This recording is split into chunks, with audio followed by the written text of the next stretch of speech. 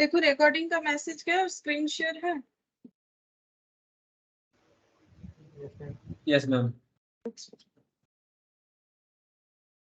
देखो हम लोग प्रोबेबिलिटी में एक सेकेंड का हो गया, ये रहा। लास्ट दिन हम लोगों ने यहाँ पर एक क्वेश्चन किया था और उससे बिल्कुल सिमिलर वैसा ही हम लोगों ने एक क्वेश्चन होमवर्क में भी लिया था। दिखाते हैं कौन सा वाला, ये देखते हैं।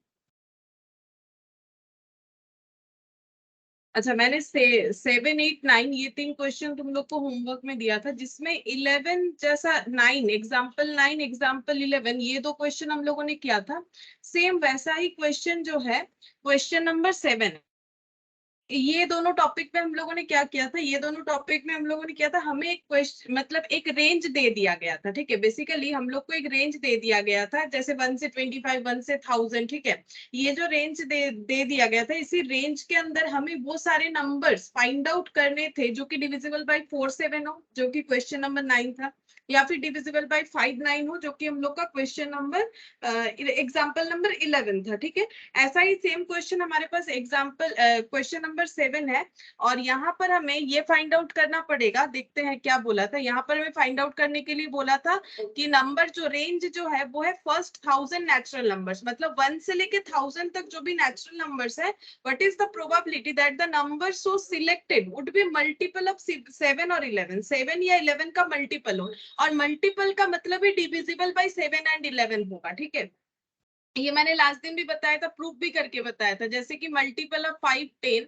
जो है वो डिविजिबल बाय 5, ये देखो ये भी डिविजिबल बाय 5, ये भी 5, ये भी 5 से डिविजिबल होगा। ठीक है, तो यहाँ पर हम लोग पहले फाइंड आउट करते हैं। देखो क्वेश्चन नंबर 7 स्टार्ट करते हैं। ठीक है, पहले क्वेश्चन नंबर 7 यहाँ पर। अच्छा, यहाँ पर हम लोग को बोला है कि 1000 से 1000 तक का नंबर बोला है। ठीक है, 1 से लेके 1000 तक। अच्छा, तो रेंज जो है 1 से लेके 1000 तक है। हम लोग को फाइंड आउट करना है नंबर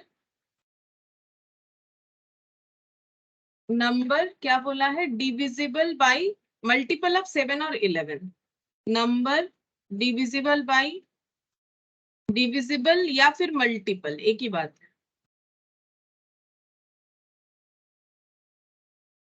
डिविजिबल जो है, डिविजिबल होने पे लैंग्वेज होगा डिविजिबल बाय और मल्टीपल ऑफ। ठीक है, डिविजिबल बाय या फिर मल्टीपल ऑफ 7, या फिर और है ऑप्शन में। ठीक है, या फिर नंबर डिविजिबल बाय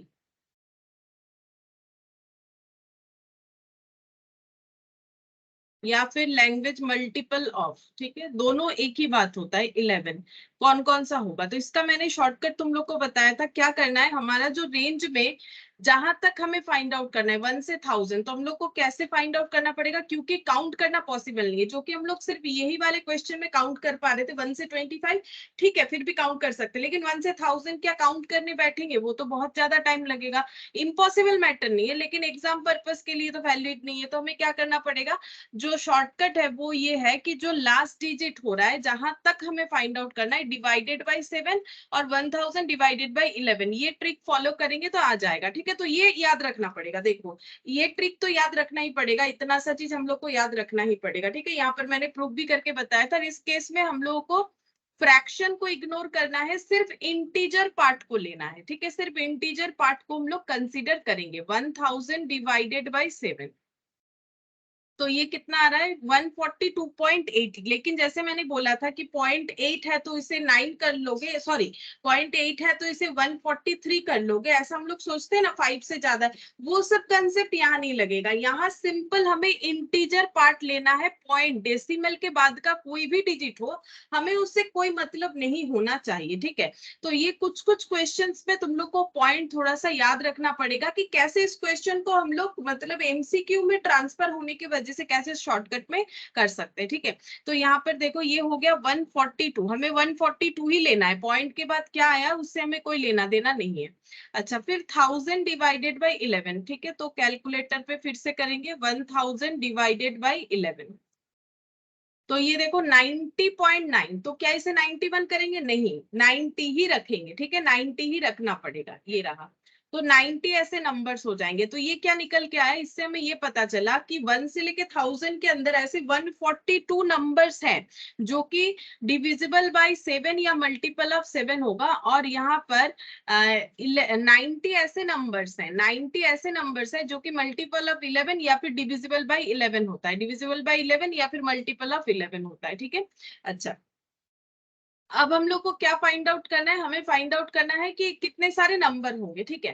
तो क्या हम लोग ये दोनों को ऐड कर देंगे, 142 और 90 ऐड करेंगे, तो यहाँ पर हम लोग का आ जाएगा 142 प्लस 90, ये अगर करते हैं तो हम लोग के पास आता है 232। हम लोग का आंसर 232 होगा कि नहीं, कैसे पता चलेगा, ठीक है। अगर तुम लोग ऐसे कर देते हो, एक प्रॉब्लम हो सकता है, क्या वो मैंने लास्ट दिन भी बताया था, ऐसे कुछ नंबर कॉमन हो सकते हैं जो कि 11 से भी डिविजिबल है, 7 से भी है, तो वो इस लिस्ट में भी आ जाएंगे, इस लिस्ट में भी आ जाएंगे, है ना।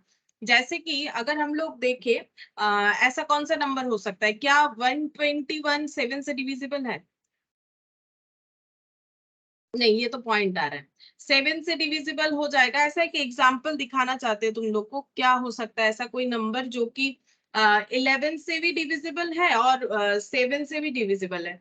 अच्छा हाँ, 77, जैसे देखो 77 है ना, 77 जो नंबर है वो 11 से भी डिविजिबल है या फिर मल्टीपल ऑफ 11 है, और 77 जो है वो 7 से भी डिविजिबल है, ठीक है। इसका मतलब ये नंबर 77 इस लिस्ट में भी है, इस लिस्ट में भी है, तो कॉमन जो भी नंबर है जो कि दोनों लिस्ट में शामिल है उसको हमें डिडक्ट कर देना चाहिए। तो 232 का क्या हमारे पास ऑप्शन अवेलेबल है, एक बार चेक कर, वैसे प्रोबेबिलिटी है तो ये पॉइंट में दे रखा है, अगर तुम लोग कैलकुलेट करते हो 232 डिवाइडेड बाई 1000, एक बार चेक करके देखते हैं क्या हमें कंफ्यूज करने के लिए गलत आंसर दिया हुआ रहता है, हाँ रह सकता है। ये देखो 0.232, 0.232, ये देखो अगर कोई 0.232 लाइक तो यहाँ कोई आंसर है नहीं, 232 है तो 25 है, 32 है तो नहीं, ठीक है।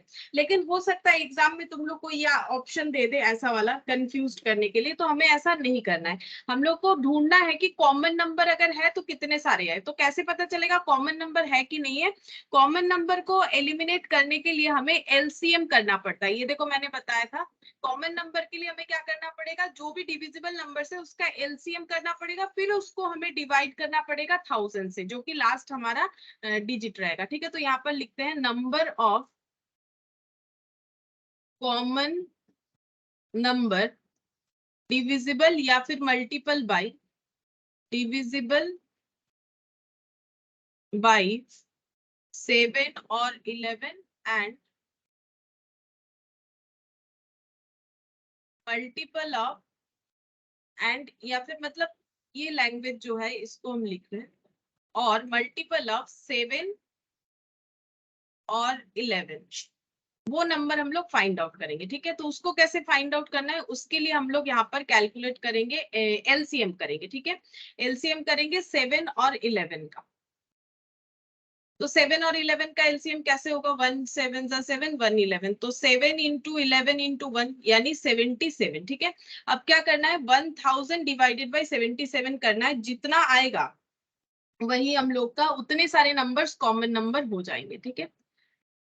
तो ये आ रहा है 12.9, मतलब हम लोग को 12 लेना है, 0.9 से हमें कोई लेना देना नहीं है, 12, तो 12 कॉमन नंबर है जो यहाँ भी काउंट है यहाँ भी काउंट है, तो हमें उसे एलिमिनेट करना पड़ेगा। अब हम लोग कैसे फाइंड आउट करेंगे, यहाँ पर लिखेंगे नंबर ऑफ फेवरेबल आउटकम, क्योंकि जैसे मैंने बोला था हम लोग कोशिश करेंगे कि मैक्सिमम क्वेश्चन हम लोग का क्लासिकल डेफिनेशन से जो है प्रोबेबिलिटी का उससे फाइंड आउट हो जाए। Number of favourable outcome, favourable outcome कितने हो जाएंगे, 142 ऐसे नंबर है जो कि 7 से डिविजिबल है, 90 ऐसे नंबर है जो कि 11 से डिविजिबल है, ठीक है। और दोनों ही लिस्ट में शामिल है ऐसे 12 नंबर है, तो कॉमन नंबर को हटाना पड़ेगा, तो कितना आ जाता है 142 प्लस 90 माइनस 12, तो ये आ गया 220, ये आ गया 220, 0, ठीक है। तो यहाँ पर लिखेंगे probability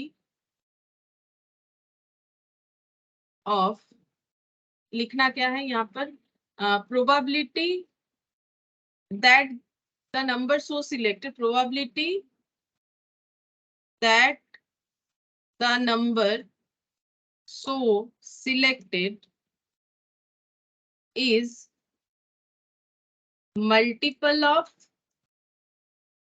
7 or 11, number of favorable outcome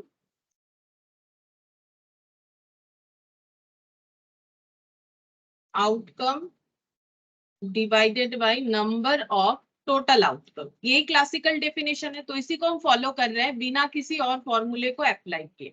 तो टोटल आउटकम कितना हो गया, टोटल आउटकम हम लोग का 1000, ठीक है। 1000 नंबर में से ढूंढना है तो टोटल 1000, और फेवरेबल इसमें से हम लोग का 220 है, तो 220 डिवाइडेड बाई 1000 कितना हो जाएगा, क्योंकि पॉइंट में आंसर है तो हम इसे डायरेक्टली डिवाइड कर लेते, तो 0.22 आ रहा है। तो देखते हैं कौन से ऑप्शन के साथ मैच होता है, सी ऑप्शन के साथ मैच हो रहा है, ठीक है। सी ऑप्शन के साथ मैच हो रहा है, तो कॉमन नंबर है कि नहीं कैसे पता चलेगा, एलसीएम करके 1000 से डिवाइड करोगे। जैसे देखो यहाँ कोई कॉमन नंबर नहीं था, ये मैंने लास्ट दिन भी बताया था, फिर से एक बार रिकॉल करवा रहे हैं। 1 से 25 के अंदर 4 और 7 से डिविजिबल ऐसे कोई भी कॉमन नंबर हम लोग के पास नहीं था, ठीक है। अब कैसे पता चलेगा नहीं है, जब भी हम लोगों ने 4 और 7 का एलसीएम किया वो निकल के आया 28। अब 25 डिवाइडेड बाई 28 करोगे तो फ्रैक्शन में आ जाएगा, और फ्रैक्शन तो इस केस में हमें इग्नोर रखना है। तो इसका मतलब हम लोग के पास ऐसा कोई भी नंबर नहीं है जो 4 और 7 दोनों से डिविजिबल होगा। तुम लोगों को मैंने ये रीड करके भी बताया था, तुम लोग खुद से भी चेक करके देख सकते थे घर पे, अगर अभी तक नहीं देखा है फिर से देखो, ठीक है। ऐसा कोई भी नंबर नहीं है। हाँ, 25 के बाद नंबर आता है, जैसे कि 28 जो है वो 4 से भी डिविजिबल है, वो 7 से भी डिविजिबल है। अगर ये रेंज 28 तक चला जाता तो इसमें कॉमन वाला पॉइंट आ जाता, ठीक है। और 1 और 28 का जो एलसीएम होता ना, वो 28 होता। 1 और 28 का जो, सॉरी 4 और 7 का एलसीएम 28 होता, और 28 को ये देखो, हम एक एग्जांपल से समझाने का कोशिश कर रहे हैं। ये अगर 1 से 28 होता ये रेंज, ठीक है, तो इसका मतलब यहाँ पर तो मैंने नंबर लिखा था क्योंकि लिखना पॉसिबल था, तो यहाँ भी 28 आ जाता और यहाँ भी 28 आ जाता, ठीक है। 25 के बाद 26 नॉट डिविजिबल बाय बोथ, 27 वो भी नहीं होगा, 28 यहाँ पर 28 आ जाता, ठीक है। तो कॉमन नंबर 28 आ जाता, तो यहाँ पर हम लोगों का टोटल नंबर कितना हो जाता, 6 + 3 9, और यहाँ पर ये एक्चुअली 3 के जगह 4 हो जाता, सोचो, और ये 6 के जगह 7 हो जाता, तो 7 + 4, क्योंकि एक जगह पे 28 कॉमन है तो माइनस हो जाता, यानी 10 नंबर्स हो जाते, ठीक है।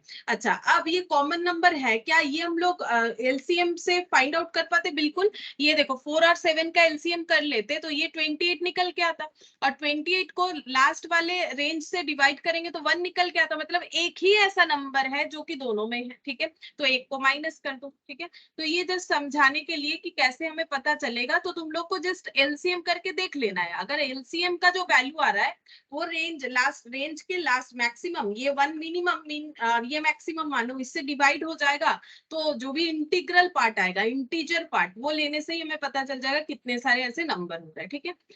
तो आई होप कि समझ में आ रहा है। लास्ट दिन भी मैंने इस पे 2 क्वेश्चन हम लोगों ने किया, डिस्कस हुआ था, ठीक है। कोई भी डाउट है तो बोल सकते हो। तो क्वेश्चन नंबर 7 तो हम लोग का हुआ, ठीक है। अब इसके बाद है 8 और 9। अच्छा, क्वेश्चन नंबर 8 करते हैं, देखो।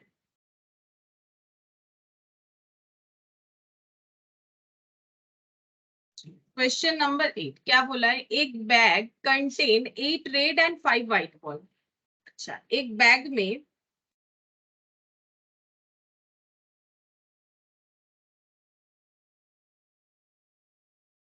इसमें क्या है, a bag contain 8 red and 5 white ball, 8 red,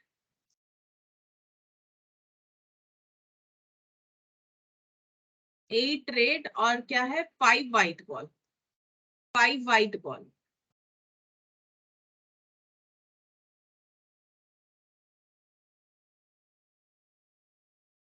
ठीक है, 5 व्हाइट बॉल।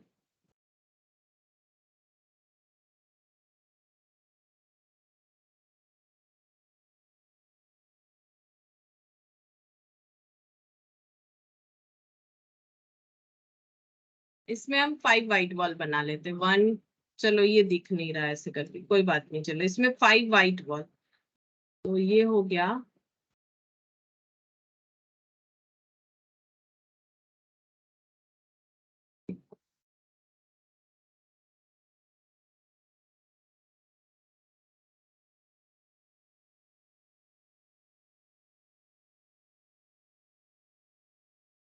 छोड़ो, ऐसे करके व्हाइट बॉल नहीं दिखा पाएंगे, कोई बात नहीं, ऐसे ही कर लेते हैं। 8 रेड और 5 व्हाइट बॉल। ठीक है, आगे पढ़ते हैं, देखो क्या बोला। 8 red 5 white ball, 2 successive draws of 3 balls are made. 2 successive draws of 3 balls are made का मतलब क्या होता है, 2 बार बॉल ड्रॉ किया जाएगा और 3 ball at a time draw किया जाएगा। 2 सक्सेसिव मतलब एक के बाद एक लगातार, ठीक है।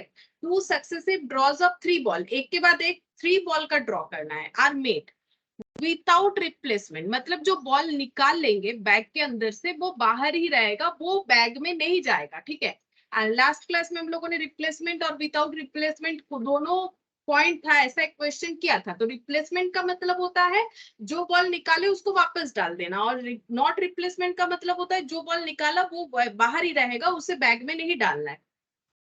The probability that the first draw will produce 3 white ball and the second draw would produce 3 red ball, ठीक है। तो यहाँ पर हम थोड़ा सा लिख के दिखाते हैं क्या बोल रहा है। पहले हम लोगों को बॉल ड्रॉ करना है, ठीक है। तो फर्स्ट टाइम तब भी 3 बॉल ड्रॉ करेंगे, सेकेंड टाइम ड्रॉ कर रहे हैं तब भी 3 बॉल ड्रॉ करेंगे, ये कंसेप्ट है, ठीक है। फर्स्ट बार ड्रॉ करेंगे तो भी 3 बॉल, ठीक है। ये हो गया फर्स्ट टाइम, यहाँ पर लिखते हैं ये फर्स्ट टाइम, ये सेकेंड टाइम, ठीक है। तो दोनों केस में 3-3 बॉल ही ड्रॉ करना है विदाउट रिप्लेसमेंट, मतलब ये जो बॉल निकल गया वो निकल गया। अच्छा, अब हमें प्रोबेबिलिटी क्या ढूंढना है कि फर्स्ट ड्रॉ में 3 व्हाइट बॉल निकल के आए, ठीक है।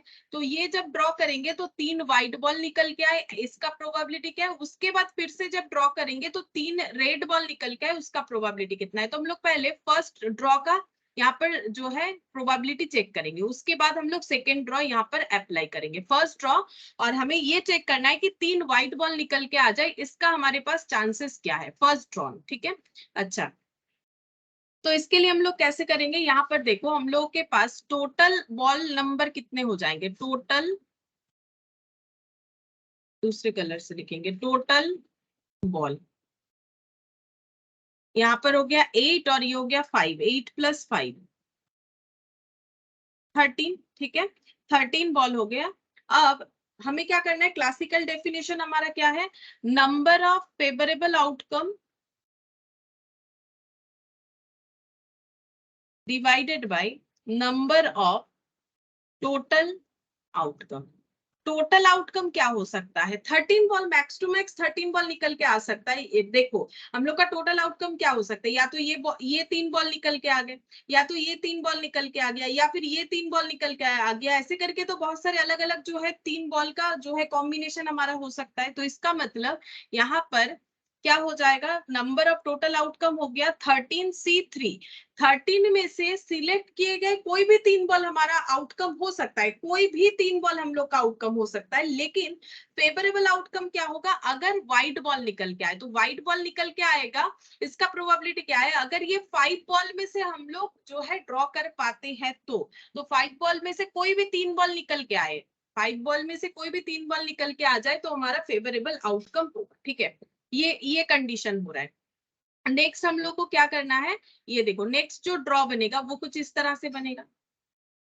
सेकेंड ड्रॉ का हम लोग देख रहे हैं, ठीक है। यहाँ पर 8 बॉल और व्हाइट बॉल जो है 3 निकल गया, क्योंकि हम लोग ठीक है। ये देखो यहाँ पर हम लोग का फर्स्ट ड्रॉन 3 व्हाइट बॉल, ठीक है। फर्स्ट ड्रॉ में अगर 3 व्हाइट बॉल निकल के आता है, जो कि प्रोबेबिलिटी हम लोगों ने कैलकुलेट किया, ठीक है। अब ये 3 बॉल बाहर है, फर्स्ट ड्रॉन हो चुका है। अब हम लोग का सेकेंड ड्रॉन 3 रेड बॉल अगर निकल के आता है, 3 रेड बॉल, ठीक है, उसका प्रोबेबिलिटी क्या है। अब यहाँ पर सबसे पहले लिखेंगे टोटल बॉल, टोटल बॉल कितना है 8 + 2, टोटल 10 बॉल्स अवेलेबल है। ठीक है, तो हम लोगों का यहाँ पर फिर से लिखेंगे number of favourable outcome divided by number of total outcome.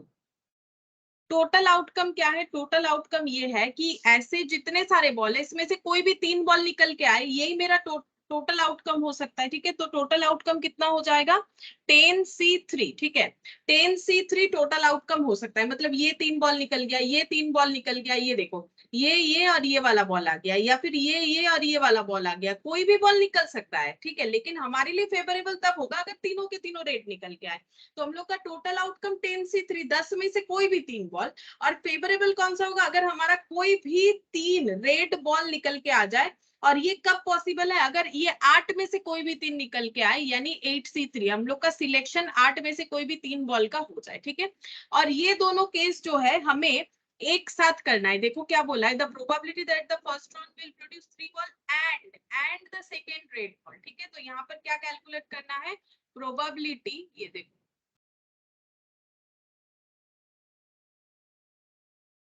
probability that first drawn will produce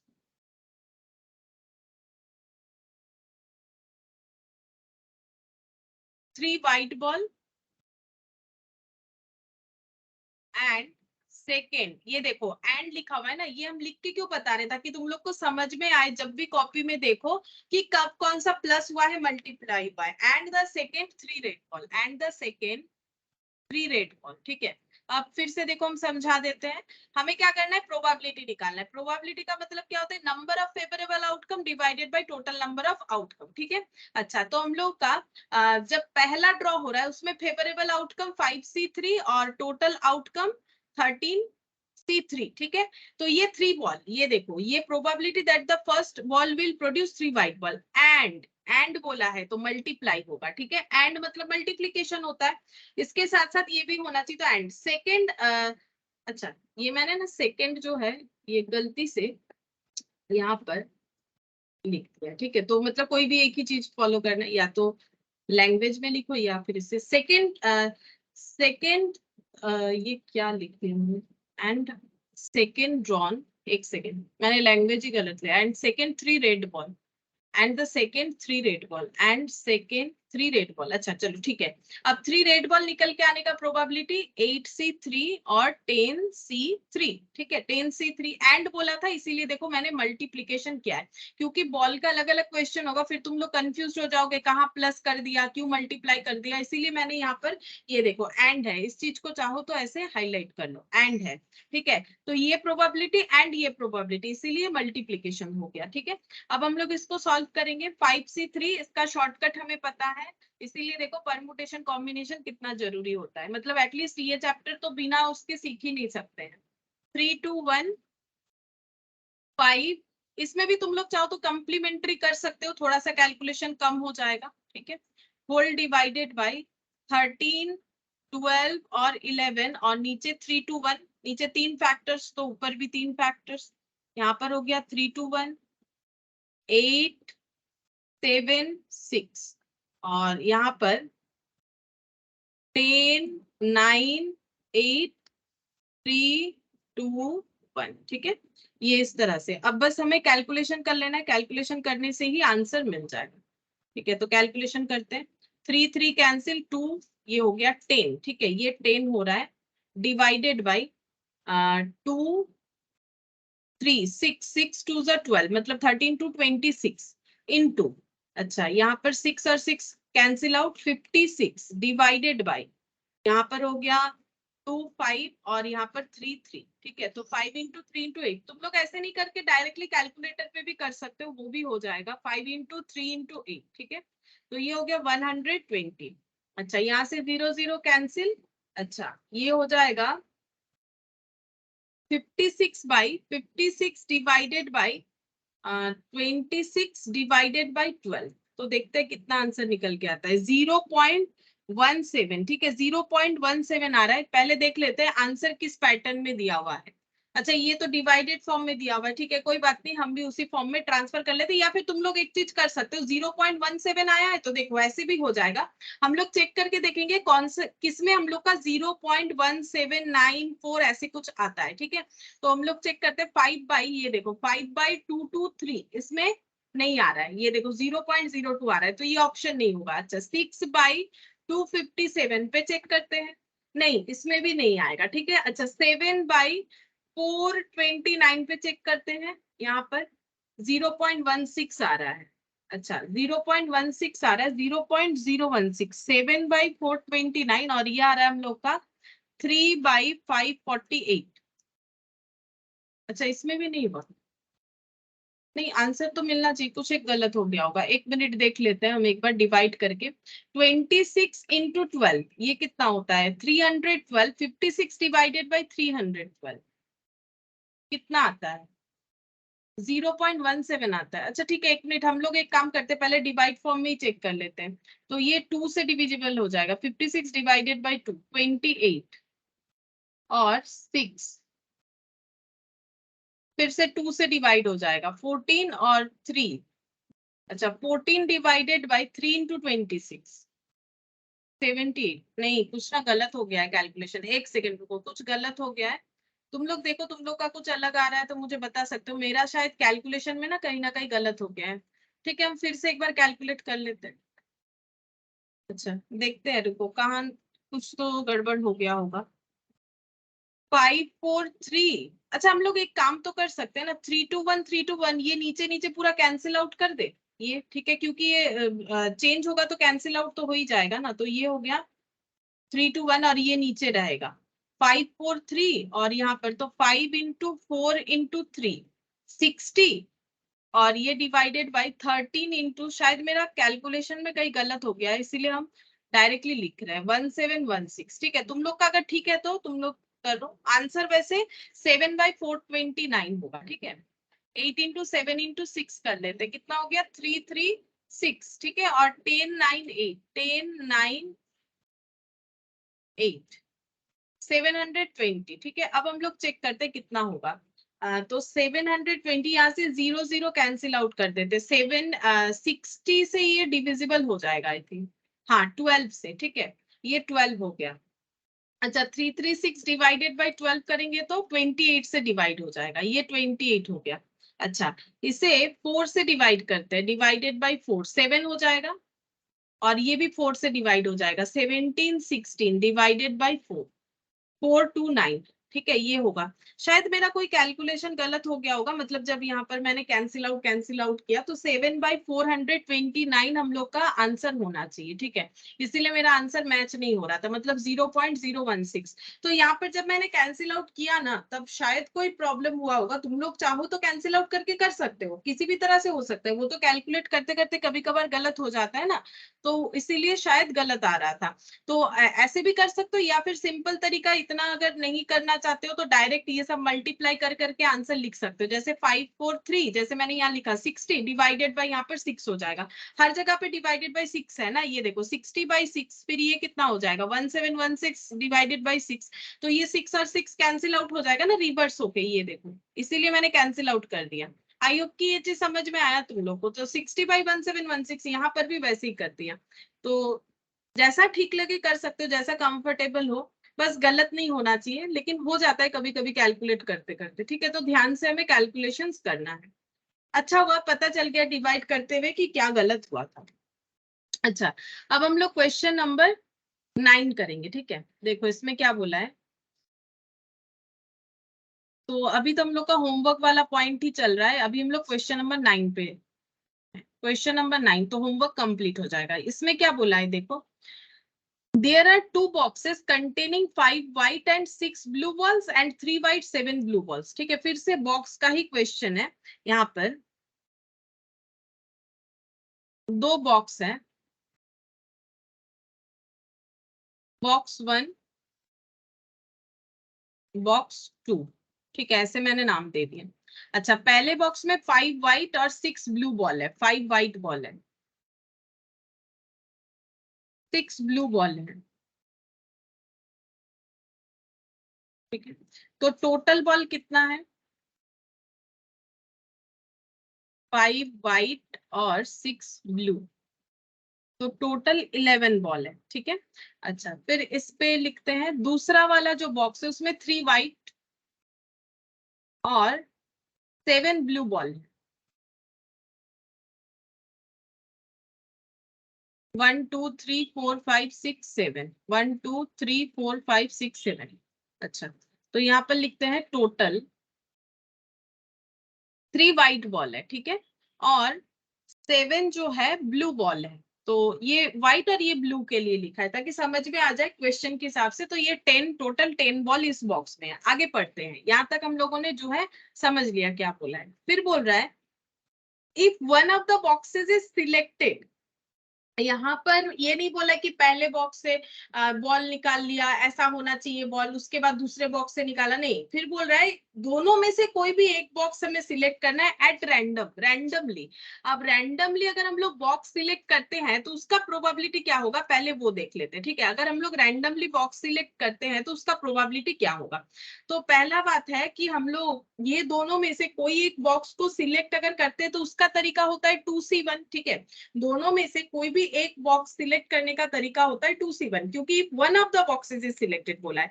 लेकिन ये तो हो गया कॉम्बिनेशन में कि दोनों में से कोई भी एक बॉक्स सिलेक्ट करने का तरीका हो गया है हम लोगों का दो, या तो ये वाला या तो ये वाला, या तो बॉक्स 1 या तो बॉक्स 2, यानी कि दो दो तरीका, और इसमें से हमारा 2 वेज ही निकल के आता है। ठीक है, अकॉर्डिंग टू हमारा कॉम्बिनेशन। लेकिन हमें बोला है प्रोबेबिलिटी, सिर्फ सिलेक्शन करके नहीं बताने बोला है। सिलेक्शन कितने तरीके से हो सकता है, दो तरीके से, या तो बॉक्स 1 सिलेक्ट होगा या तो बॉक्स 2 सिलेक्ट होगा।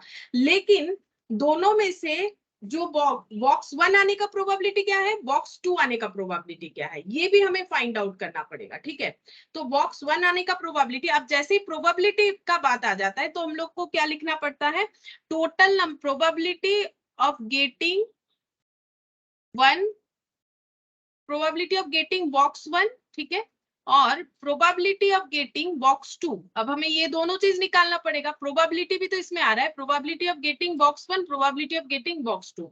तो total number of outcome that is 2, total number of outcome 2। ठीक है, हम लोग ये बॉक्स आ सकता है या फिर ये बॉक्स आ सकता है। और अगर मुझे बॉक्स 1 चाहिए तो फेवरेबल केस 1, और अगर मुझे बॉक्स 2 चाहिए फेवरेबल केस 1। अब ये अगर नहीं समझ में आया तो हम एक एग्जांपल देते हैं जो हम लोगों ने प्रोबेबिलिटी के फर्स्ट क्लास में किया था, कि मैंने एक कॉइन को टॉस किया। ठीक है, ये एक 1 रुपए का कॉइन है, मैंने इसको किया टॉस। ठीक है, अब मेरा हेड आने का प्रोबेबिलिटी क्या है, probability of getting head, probability of getting tail. तो हम लोग कैसे निकालते हैं, अगर कॉइन को टॉस करेंगे तो टोटल पॉसिबल आउटकम दो ही है, एक हेड एक टेल। ठीक है, टोटल पॉसिबल आउटकम क्या है, हेड और टेल।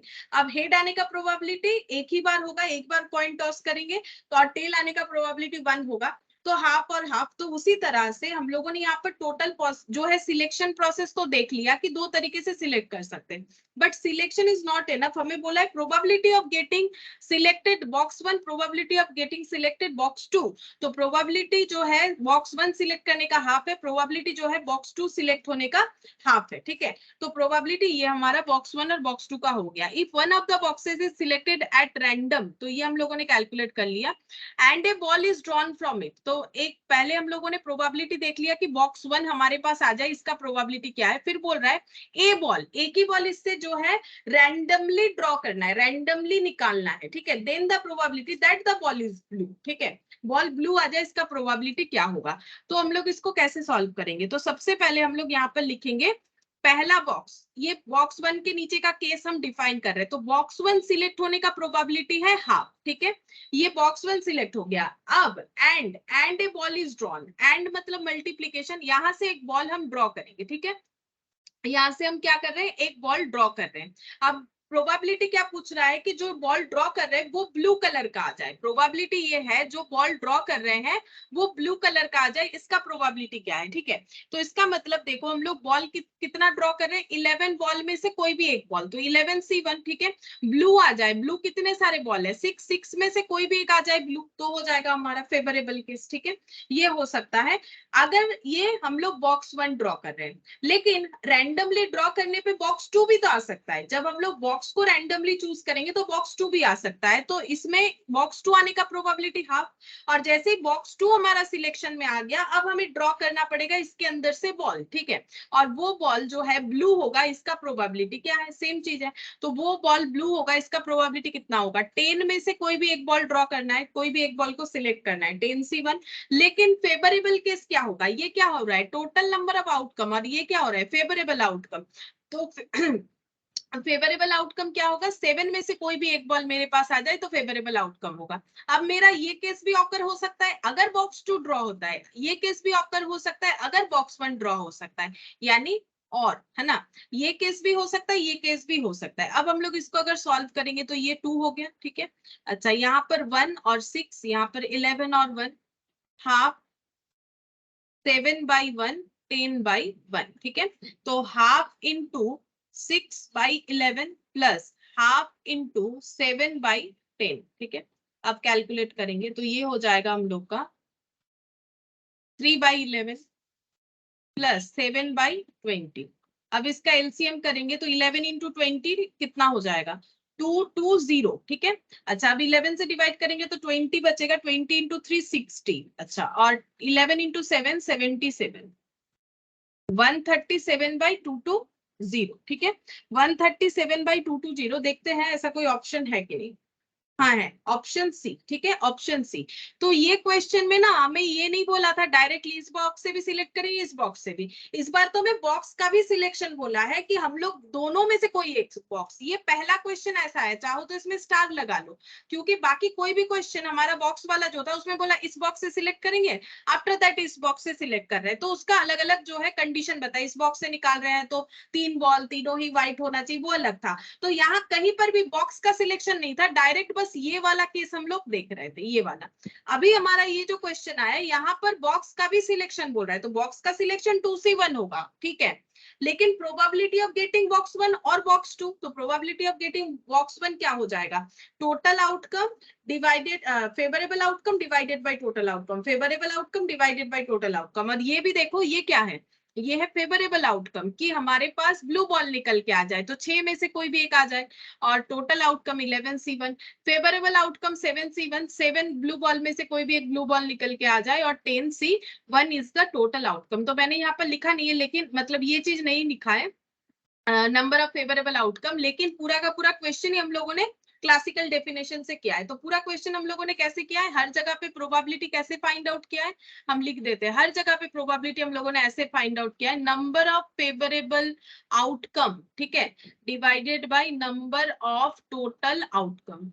तो कोई डाउट तो नहीं होना चाहिए, देखो कोई डाउट तो नहीं होना चाहिए, क्योंकि पूरा क्वेश्चन ही हम लोगों ने क्लासिकल डेफिनेशन से ही कर लिया, क्लासिकल डेफिनेशन से ही कर लिया। पहले कौन सा बॉक्स आ सकता है उसका प्रोबेबिलिटी, और उसके बाद उसमें से ब्लू बॉल निकल के आ जाए उसका प्रोबेबिलिटी, ठीक है। तो ये probability and probability, probability of getting, ये क्या बता रहा है, ये बता रहा है प्रोबेबिलिटी ऑफ गेटिंग बॉक्स 1, ठीक है, और ये बता रहा है probability of getting 1 blue ball, ठीक है। सेम यहाँ पर भी प्रोबेबिलिटी ऑफ गेटिंग बॉक्स 2 मिल जाए, इसका प्रोबेबिलिटी क्या है, एंड ये वाला क्या है, probability of getting 1 blue ball, ठीक है।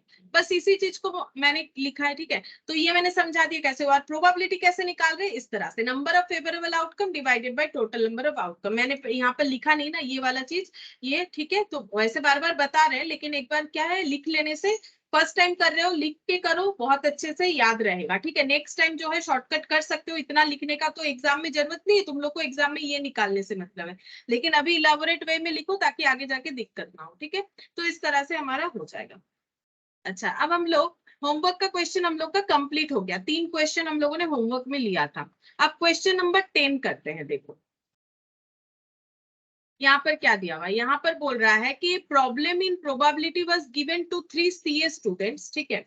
तो एक 3 सीए स्टूडेंट है जिनको एक प्रॉब्लम सॉल्व करने के लिए दिया गया है, ABC स्टूडेंट है नाम, whose chances of solving it, मतलब जो प्रॉब्लम इनको सॉल्व करने के लिए दिया गया है, ए का चांसेस है 1/3, कि वो सॉल्व कर दे, बी का है 1/5 और सी का है 1/2। ये चांसेस है, मतलब प्रोबेबिलिटी है कि ए 1/3 प्रोबेबिलिटी है कि ए इस क्वेश्चन को सॉल्व कर दे, बी का 1/5, सी का 1/2। What is the probability that the problem would be solve? Probability क्या है कि वो प्रॉब्लम सॉल्व होगा ही होगा, मतलब कोई तो एक इस प्रॉब्लम को सॉल्व करेगा, या तो ए या तो बी या तो सी। ठीक है, क्वेश्चन क्या बोला है वो समझना चाहिए हमें। क्वेश्चन बोल रहा है कि प्रॉब्लम सॉल्व होना चाहिए। तीन बच्चे को, ये देखो तीन बच्चे यहाँ पर बैठे हैं, मतलब तीन स्टूडेंट, ठीक है, ए बी सी, तीनों को एक ही क्वेश्चन दिया गया। ठीक है, इन तीनों को एक ही क्वेश्चन, मान लो यही वाला क्वेश्चन दिया गया है, 10th नंबर वाला क्वेश्चन। अब इस ए से सॉल्व हो जाए इसका चांसेस 1/3 है, ये भी क्वेश्चन में बता दिया। बी से सॉल्व हो जाए इसका चांसेस 1/5 है, सी से सॉल्व हो जाए इसका चांसेस 1/2 है। मतलब ये सी का चांसेस सबसे ज्यादा है, दिख रहा है देखो 50% चांस है कि सी क्वेश्चन को सॉल्व कर देगा। ठीक है, 20% चांस ये है कि, सॉरी 20 नहीं 25%, 1/5 का मतलब कितना हो जाएगा, 1/5 का मतलब 25 नहीं, 1/5 इंटू 100। हाँ 20% चांस ये है, ये देखो 50% चांस है सी क्वेश्चन को सॉल्व कर दे, 20% चांस है कि ए क्वेश्चन बी क्वेश्चन को सॉल्व कर दे, 33.33% चांसेस है कि क्वेश्चन को ए सॉल्व कर दे। लेकिन इसमें ये भी तो प्रोबेबिलिटी आता है ना कि 80% चांस है बी से नहीं बनेगा, 50% चांस है सी से नहीं बनेगा, और यहाँ पर 66.66 लगभग इतने परसेंट चांसेस हो जाएंगे कि ए से क्वेश्चन सॉल्व नहीं होगा। ठीक है, तो अगर ऐसा हो जाए कि ए से नहीं बना, बी से नहीं बना, सी से नहीं बना, ऐसा हो सकता है, तो बोल रहा है कि प्रॉब्लम सॉल्व होगा, इसका चांसेस क्या है, मतलब कोई एक तो कर देगा, इसका चांसेस क्या है। तो ये हम लोग कैसे करके निकालेंगे देखो। तो पहले यहाँ पर जो भी क्वेश्चन का मतलब जो भी बताया है वो हम लोग लिख लेते हैं। ठीक है, तो यहाँ पर लिखते हैं ए कैन सॉल्व प्रॉब्लम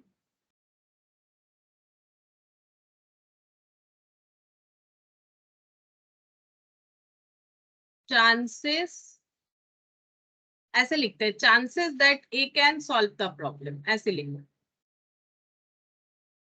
चांसेस या फिर प्रोबेबिलिटी एक ही बात है, chances that A can solve the problem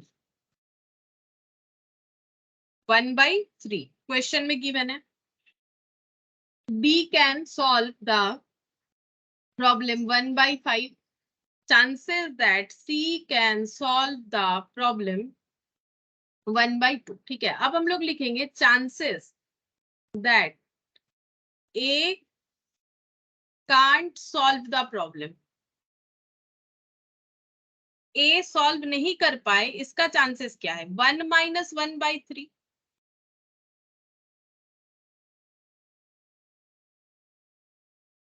chances that B can't solve the problem, तो सॉल्व करने का चांसेस 1/5 है, तो नहीं करने का चांसेस कितना हो जाएगा,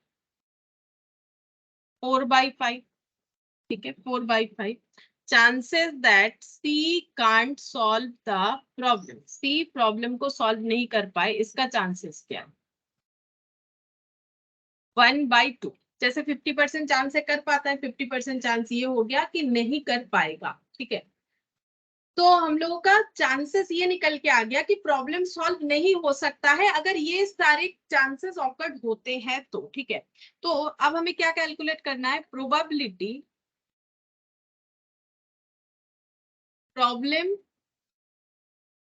विल बी सॉल्व। तो कैसे कैलकुलेट होगा, प्रॉब्लम विल बी सॉल्व, तो यहां पर लिखेंगे टोटल चांसेस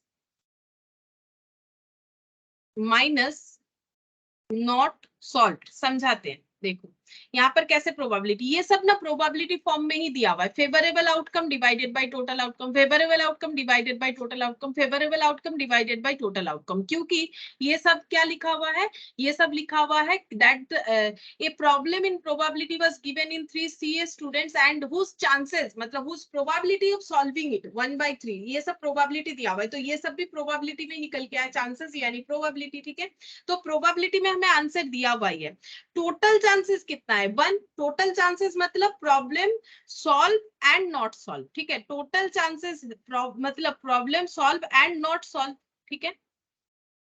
प्रॉब्लम सॉल्व होगा या नहीं होगा, इसका टोटल चांसेस क्या हो गया 1, ठीक है। और नॉट सॉल्व का जो है चांसेस वो कितना कितना है 2/3, ए के तरफ से, बी के तरफ से 4/5, सी के तरफ से 1/2, ठीक है। अब ये देखो प्लस होगा कि मल्टीप्लीकेशन, वो हम लोग को समझना पड़ेगा। देखो यहाँ पर नॉट सॉल्व होने का ये चांसेस है, ठीक है। तो ये चांसेस जो है इसे ये ऑप्शनल है कि एंड होगा, क्योंकि देखो बोल रहा है कि ए से भी सॉल्व ना हो एंड बी से भी, ऐसा थोड़ी है ए से नहीं हुआ या फिर बी से नहीं हुआ या फिर सी से नहीं हुआ, ऐसा नहीं। ए से भी नहीं हुआ और अगर बी से भी नहीं हुआ और अगर सी से भी नहीं हुआ, फिर भी इस क्वेश्चन का सॉल्व होने का चांसेस कितना बचेगा। तो ये देखो यहाँ पर इनका नहीं सॉल्व करने का जो चांसेस है वो हम लोग टोटल चांसेस से लेस कर देते हैं।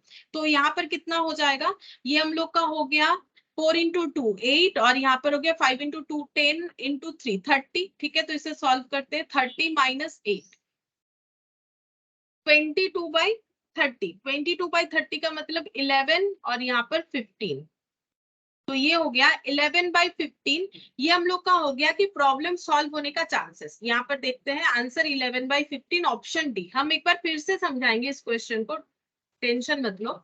यहाँ पर हमें बोला है कि ए बी सी ये तीनों एक प्रॉब्लम को सॉल्व कर दे, इसका प्रोबेबिलिटी मतलब ये सब कैसे फॉर्मेट में दिया हुआ है, number of favourable outcome by total outcome, ठीक है। ये सब इस तरह से दिया हुआ है। तो अगर हम लोग टोटल प्रोबेबिलिटी हमेशा 1 होता है, मैक्सिमम 1 मिनिमम 0, याद है एकदम स्टार्टिंग क्लास में हम लोगों ने किया था। या फिर इसको अगर तुम लोग परसेंटेज में समझोगे तो भी समझ सकते हो। जैसे देखो ए के केस में टोटल चांसेस 100%, इसमें ए सॉल्व कर दे इसका चांसेस है 33.33%, है ना। और सॉल्व नहीं करे उसका चांसेस 66.67%, ठीक है। ये ए वाला केस, ठीक है। बी वाला केस देख लो, हम परसेंटेज से समझाते हैं, बात एक ही है। ये देखो बी वाला केस 50% सॉल्व कर देगा, 50% सॉल्व नहीं कर पाएगा। सी का केस देखो 100% चांसेस होता है कोई भी एक पर्सन के पास, लेकिन यहाँ पर सी का जो है ये सी का हो जाएगा, ये सी का है 50-50, बी का हो जाएगा 4/5, मतलब 80% चांस है कि बी सॉल्व कर दे। ये वाला 1/5 का मतलब 20% चांस है कि सॉल्व कर दे, 80% चांस है कि सॉल्व नहीं कर पाए। ये सॉल्व होने का चांसेस है 33.33। अच्छा यहाँ पर 50% सॉल्व होने का चांसेस है, और ये जो है बाकी यहाँ पर 20% सॉल्व होने का चांसेस है। ये सॉल्व नहीं होगा नहीं होगा नहीं होगा, ठीक है। तो टोटल चांसेस है 100% सभी के पास, ठीक है। उसमें से सॉल्व नहीं होने का चांसेस 66.67%, ठीक है। एंड 80% एंड 50%, है ना। ये देखो 66.67 इंटू 80 इंटू 50, ठीक है। कितना हो गया, ये डिवाइडेड बाय कितना हो जाएगा, सभी में परसेंट है मतलब 100 मतलब 2 मतलब 60 डिवाइडेड बाय 1 2 2 2, ठीक है। तो ये शायद 70 हो गया, हाँ 3 4 5 1 6 नहीं, ठीक है। तो ये इतना आ रहा है, देखो ये इतना आ रहा है -0.26668, और 100% का मतलब कितना हो जाएगा 100/100 मतलब 1, तो -1 कर लो। ये देखो 0.733 आ रहा है, 0.733 आ रहा है। ये 11/15 करके देखते हैं इतना ही आता है कि, हाँ ये देखो सेम आ गया 0.733 सेम आ गया। तो ये देखो परसेंटेज से इजीली समझ में आता है, लेकिन बात एक ही है, वही पार्टनरशिप में जैसे हम लोग करते हैं, ठीक है। बात एक ही है, चाहे हम लोग इसको परसेंटेज में डिफाइन करें, चाहे हम लोग इसको पार्ट यानी कि जो है फ्रैक्शन 1/3 1/5 जैसे भी लिखो, बात बराबर है, ठीक है। तो टोटल चांसेस जो है, टोटल चांसेस हम लोग का कितना आ रहा है, यहाँ पर देखो टोटल चांसेस हम लोग का निकल के आ रहा है 1 हमेशा प्रोबेबिलिटी का, उसमें से सॉल्व नहीं होने का चांसेस कुछ इतना है, तो सॉल्व होने का चांसेस 11/15, मतलब क्वेश्चन सॉल्व हो जाए, ठीक है।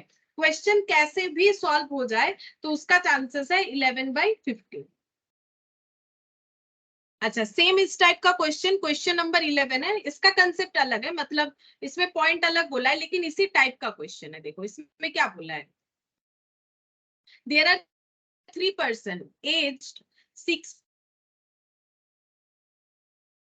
जिनका एज है 66, 65 और 70 years old, the survival probability for these 3 persons for another 5 years. बोल रहे हैं नेक्स्ट 5 साल ये जिंदा रहे, इसका प्रोबेबिलिटी है 0.7, 0.4, 0.2.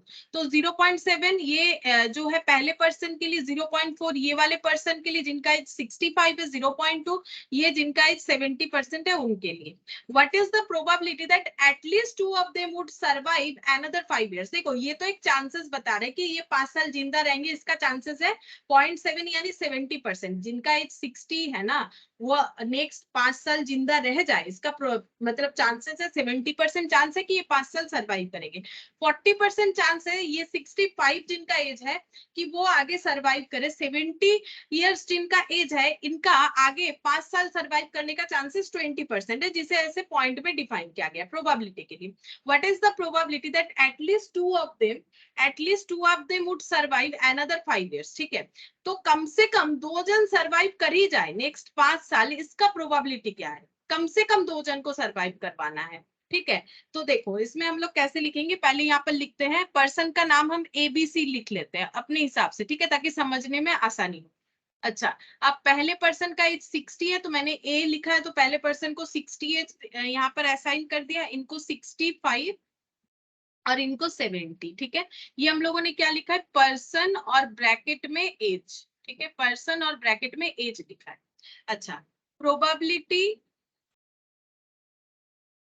ऑफ सर्वाइवल, सर्वाइव कर सकते हैं, इसका प्रोबेबिलिटी कितना है ये तो दे दिया है 0.7, 0.4, 0.2, 0.7, 0.4, 0.2. ठीक है, probability of survival for another 5 year.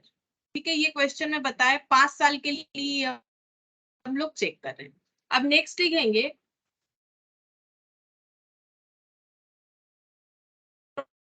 Probability not survive. ठीक है, probability of not survive, survive नहीं करने का चांस क्या, 70% चांस है कि कोई इंसान अगले 5 साल जिंदा रह जाए, तो इसका मतलब 30% चांस हम लोग सोच रहे हैं कि नहीं रहे. ठीक है, अगर 0.4 जो है हमें लगता है यानी 40% लगता है कि 65 एज जिनका है वो नेक्स्ट 5 साल जिंदा रह जाएंगे, तो हम लोग 65 ही बोल रहे हैं, 100 तो नहीं बोल रहे हैं ना, सॉरी 40% बोल रहे हैं, 100 तो नहीं बोल रहे हैं ना.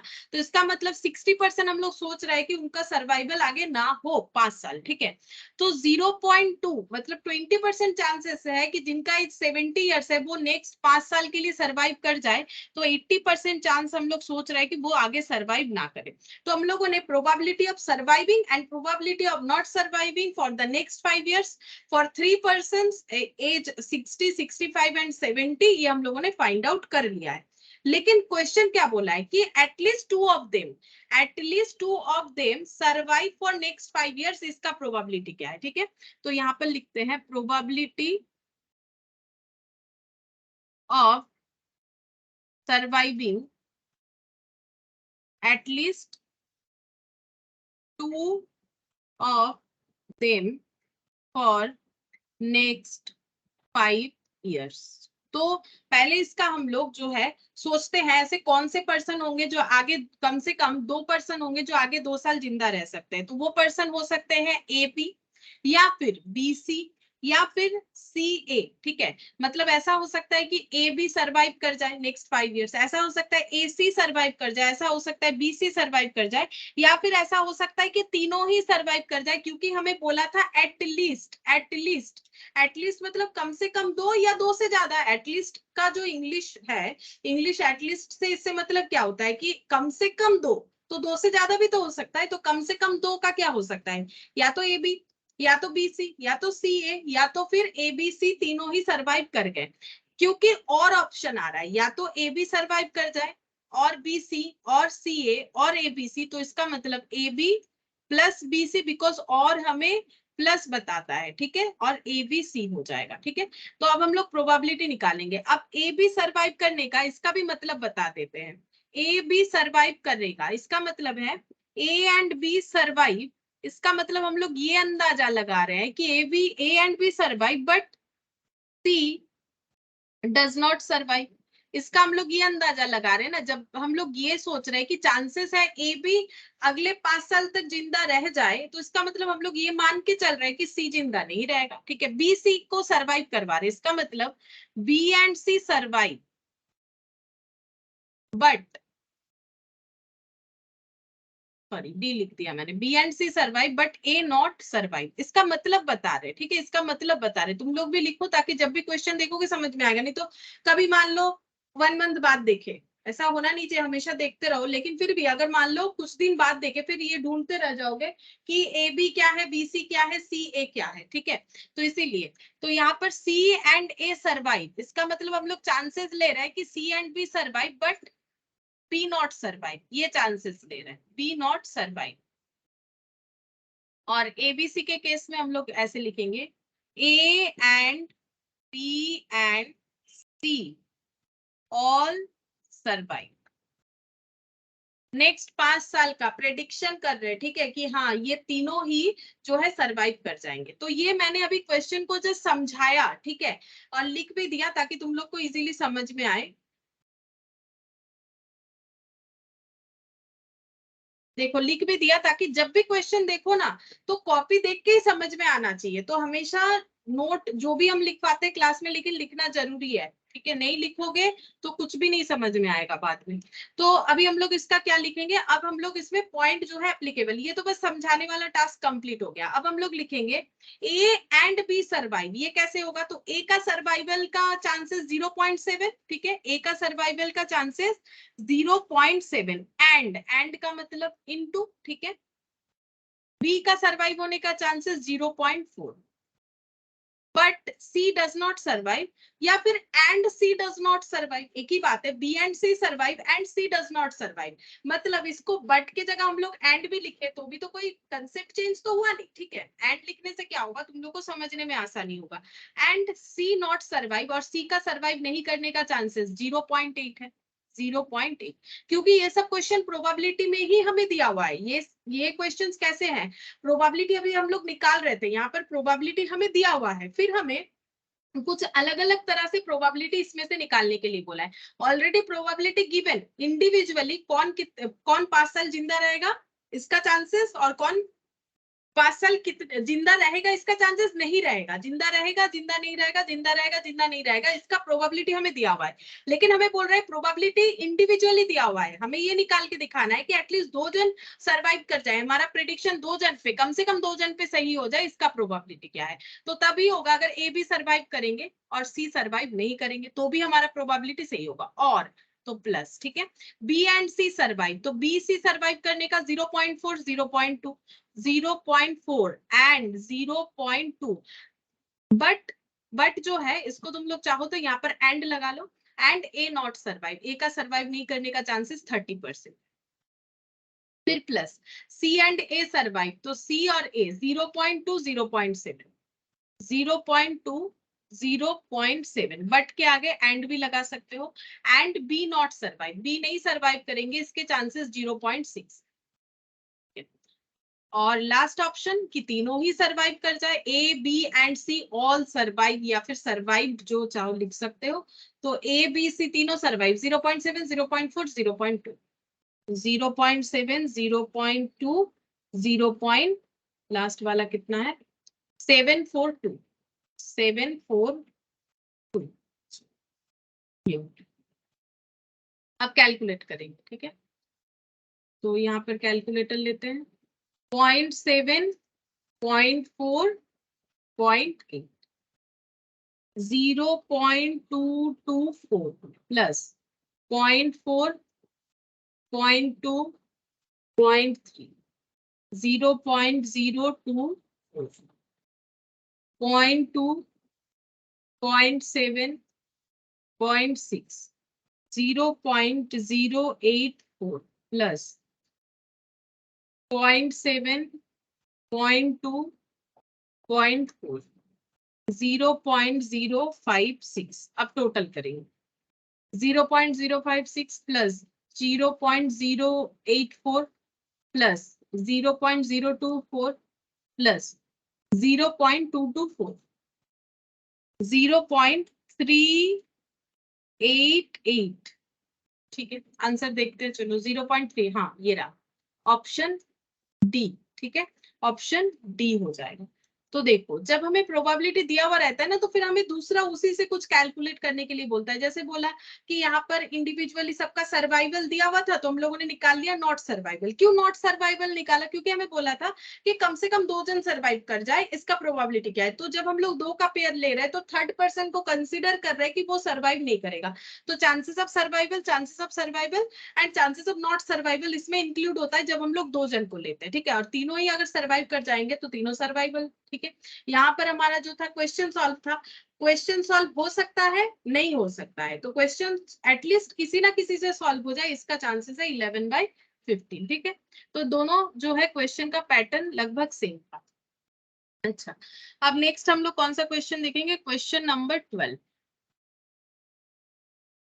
क्वेश्चन नंबर 12, इसमें क्या बोला है देखो, Tom speak truth in 30% cases, ठीक है। टॉम एक पर्सन है जो ऐसा 30% केसेस होता है कि ये सच बात बोलता है, एंड डिक स्पीक ट्रूथ 25, इसका हालत और भी खराब है, ठीक है। ये कम से कम 25%, बस 25% केसेस ऐसा होता है कि ये सच बोलता है, मतलब 75% इसका बात झूठ होता है, और जो टॉम है इसका 70% बात झूठ होता है। What is the probability that they would contradict each other? Contradict का मतलब एक दूसरे के ऑपोजिट होंगे, ठीक है। एक दूसरे के ऑपोजिट होंगे मतलब एक सच बोल रहा है किसी बात पे तो एक झूठ बोलेगा, मतलब कोई भी एक इंसिडेंट होगा तो टॉम अगर उस पे सच बोल रहा है तो डिक झूठ बोलेगा। या फिर कॉन्ट्राडिक्ट, इंसिडेंट छोड़ो, नॉर्मली समझो कि कॉन्ट्राडिक्ट कब होगा, अगर किसी एक बात पे एक जन हाँ बोल रहा है, एक जन ना बोल रहा है। अब कोई एक सच बोल रहा होगा, ऑब्वियसली कोई एक सच बोल रहा होगा, ठीक है। तो मतलब जो भी सच बोले उससे कोई हमें मतलब नहीं है, हमें सिर्फ यहाँ पर ये फाइंड आउट करना है ये कब कॉन्ट्राडिक्टेड होंगे, ठीक है। अब कौन सच्चा है कौन झूठा है उससे कोई मतलब नहीं है, कॉन्ट्राडिक्टेड कब होगा? जब एक ट्रू बोलेगा एक झूठ बोलेगा, तभी कॉन्ट्राडिक्शन हो जाएगा, ठीक है। जैसे मान लो अभी बज रहा है 12:46, ठीक है।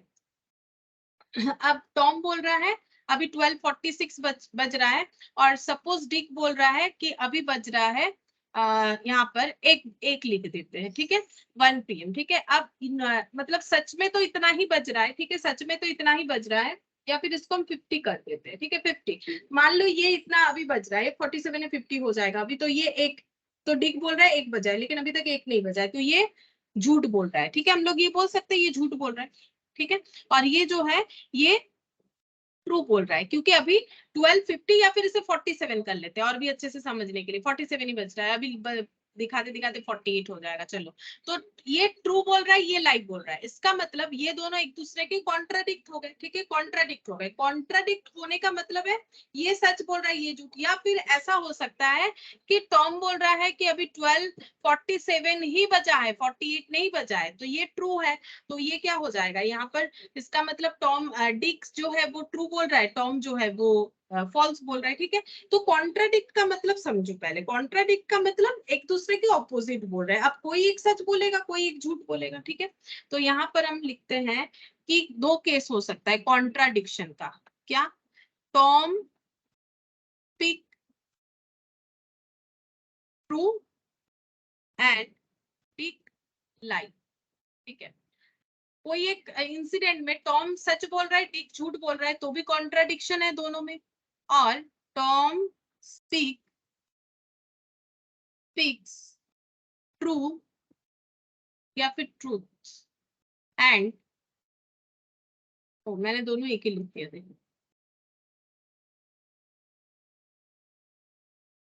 इसको Tom speak lie and Dick true, तो भी कॉन्ट्राडिक्टेड होगा। तो कॉन्ट्राडिक्टेड होने का 2 चांसेस है, ठीक है। अब हम लोग यहाँ पर प्रोबेबिलिटी निकालेंगे, ठीक है। तो यहाँ पर लिखते हैं प्रोबेबिलिटी ऑफ स्पीक ट्रू और प्रोबेबिलिटी ऑफ स्पीक फॉल्स, या फिर लाई, लाई लिख देते हैं, यहाँ पर लाई लैंग्वेज यूज हुआ, नहीं तो फिर कंफ्यूजन होगा, लाई, ठीक है। टॉम और यहाँ पर लिख दिया मैंने डी, ठीक है। तो प्रोबेबिलिटी क्या है कि टॉम जो है वो ट्रू बोले। तो क्वेश्चन देखते हैं।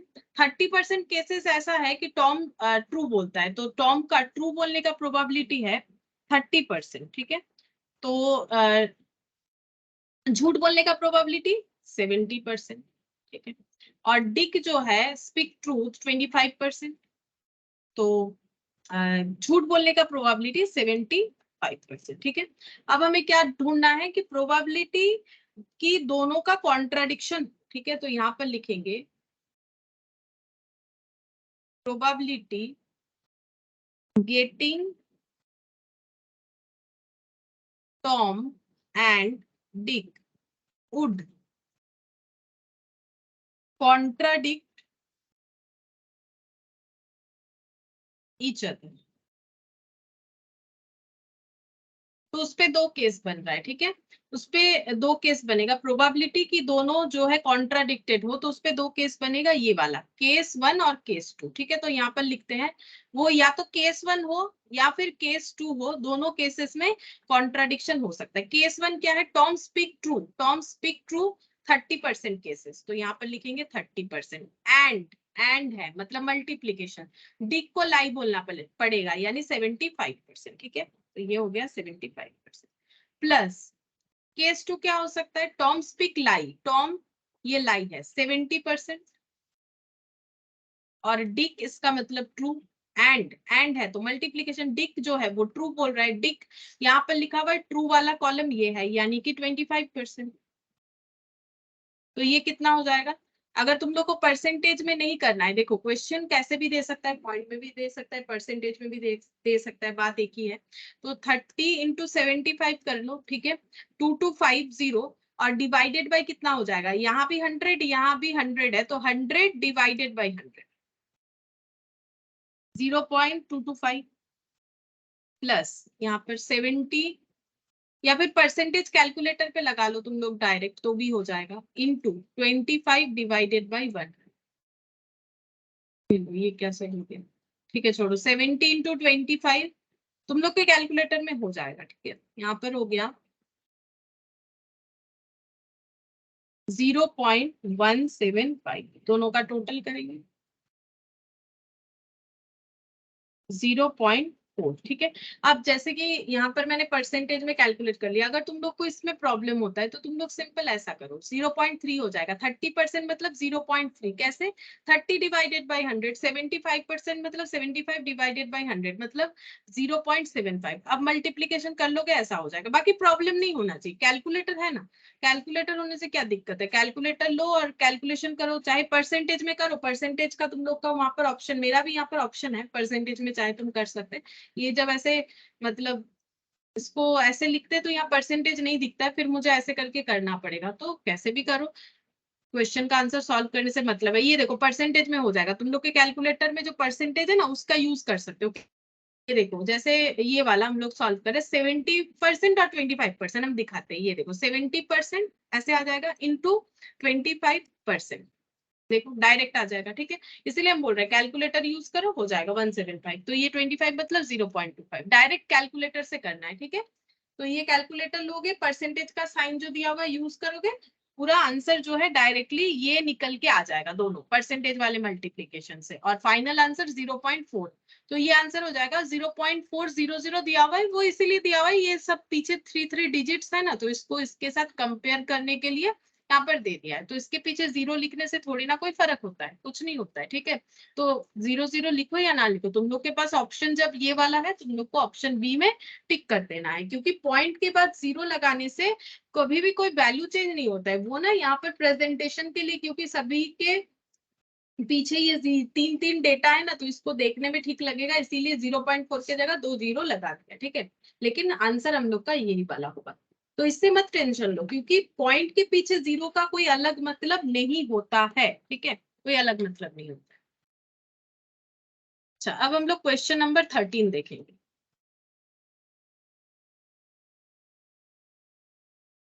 Question number 13, there are 2 urns, ठीक है, 2 अर्न है। The first urn contain 3 red and 5 white ball, whereas the second urn contains 4 red and 6 white ball. पहले हम लोग ये बना लेते, ठीक है, हम लोग के पास 2 अर्न है, तो हम ऐसे ही बनाते हैं अर्न को।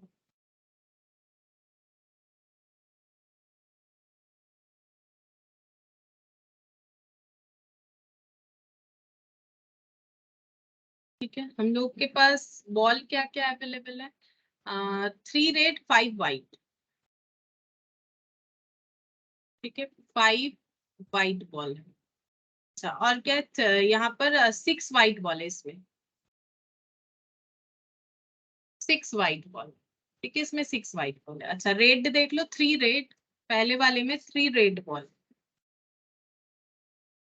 3 रेड बॉल है, ठीक है। अच्छा, और इसमें सेकंड वाले में 4 रेड बॉल, 4 रेड बॉल। अब इसका कर लेंगे टोटल, टोटल बॉल मिल जाएगा 8, टोटल 8 बॉल है। अच्छा, यहाँ पर हो जाएगा टोटल 10 बॉल है, ठीक है।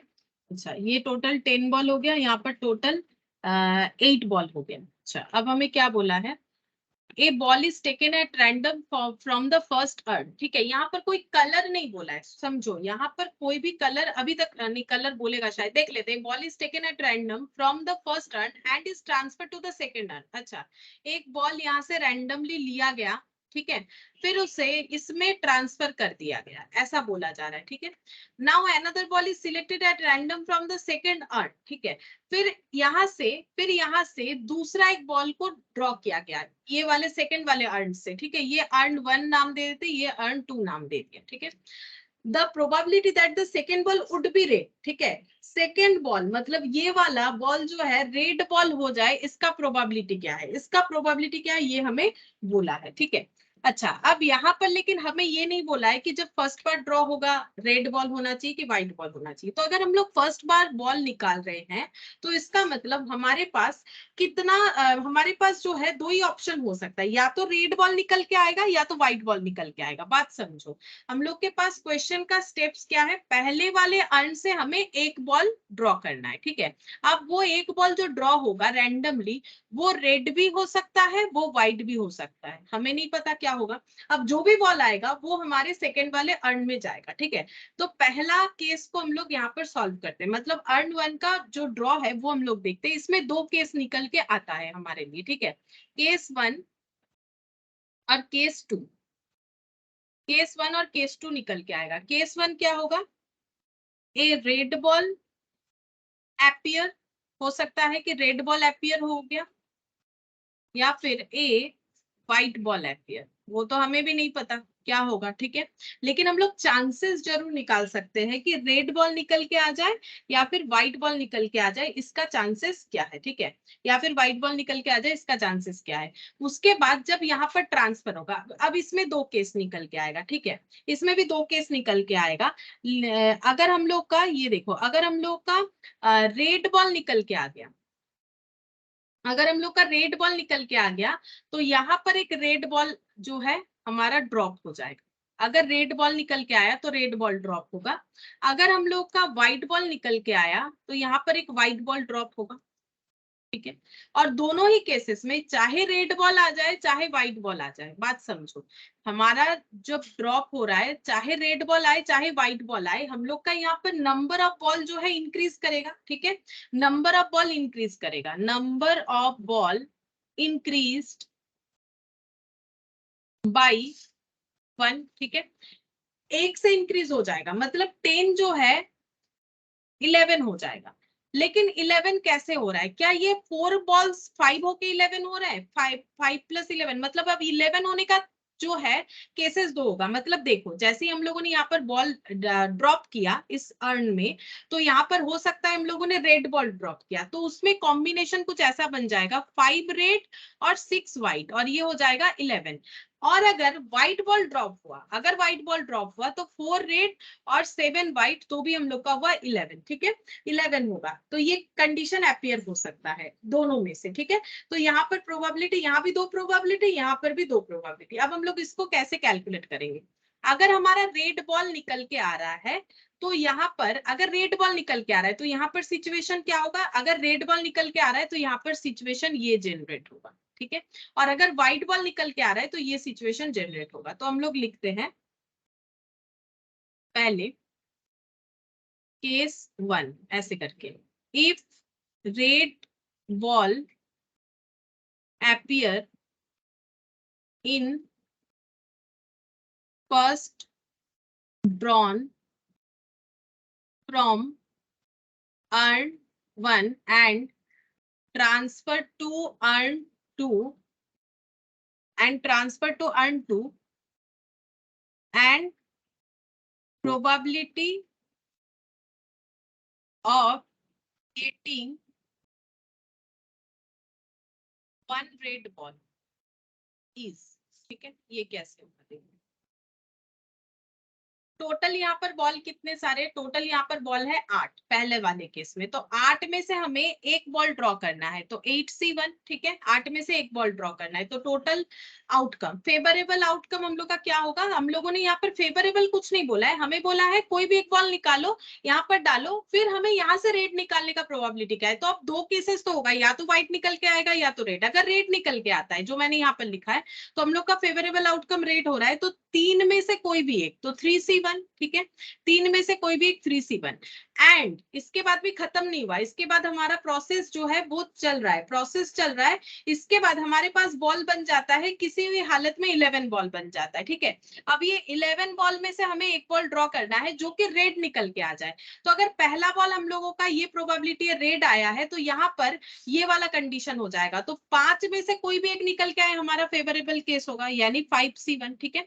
तो ये हो गया 3C1 मतलब 3/1, 3 8C1 8/1, तो 8 5C1 5/1 यानी 5 11C1 11/1 यानी कि 11, ठीक है। अब इतना तो तुम लोग जो है करते करते हैबिचुएट हो गए होगे। तो ये हो गया 15/88, ये पहला case. Case 2, if white ball appear in second drawn, sorry हाँ सेकेंड ड्रॉन नहीं, इन फर्स्ट ड्रॉन, मतलब एक्चुअली अगर पहले केस में ही इन फर्स्ट ड्रॉन, पहला बार ड्रॉ किया हम लोगों ने और निकल के आया white ball from urn 1 and transfer to urn 2 and probability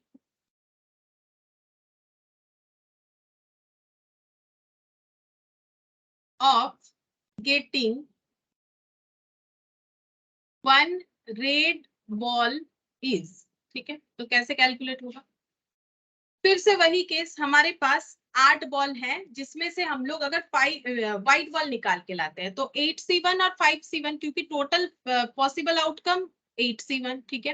और फेवरेबल आउटकम अगर 5 में से कोई एक निकल के आ गया व्हाइट, एंड ये बॉल हम लोगों ने ड्रॉप कर दिया इस अर्न में। जैसे ही ड्रॉप किया वो 10 से 11 बॉल बन गया, ठीक है। 11 बॉल बन गया, इसमें से कोई भी एक बॉल हमें निकालना है, टोटल आउटकम, ठीक है। और फेवरेबल आउटकम अगर रेड बॉल निकल के आ जाए, तो रेड बॉल कितना हो रहा है, रेड बॉल 4 ही है, क्योंकि इस बार मैंने अजम्पशन लिया कि हम लोगों ने व्हाइट बॉल यहाँ पर ड्रॉप किया, तो रेड बॉल 4 ही रहेगा, ठीक है। रेड बॉल 4 ही रहेगा, तो 4C1 अगेन 5/8 और ये हो गया 4/11, ठीक है। तो ये हो गया 20/88, 20/88। तो या तो ये केस एपियर हो सकता है या तो ये केस एपियर हो सकता है, यानी दोनों में से कोई भी एक केस एपियर हो सकता है। तो इसका हम लोग आंसर क्या लिखेंगे, इसको हम लोग ऐसे लिखेंगे, दोनों का हमें टोटल कर देना चाहिए, क्योंकि हमें क्या पूछा है देखो कि यहाँ पर the probability that the second ball would B red, ठीक है। द प्रोबेबिलिटी यहाँ पर लिखे, the probability the second ball, the probability that the second ball would B red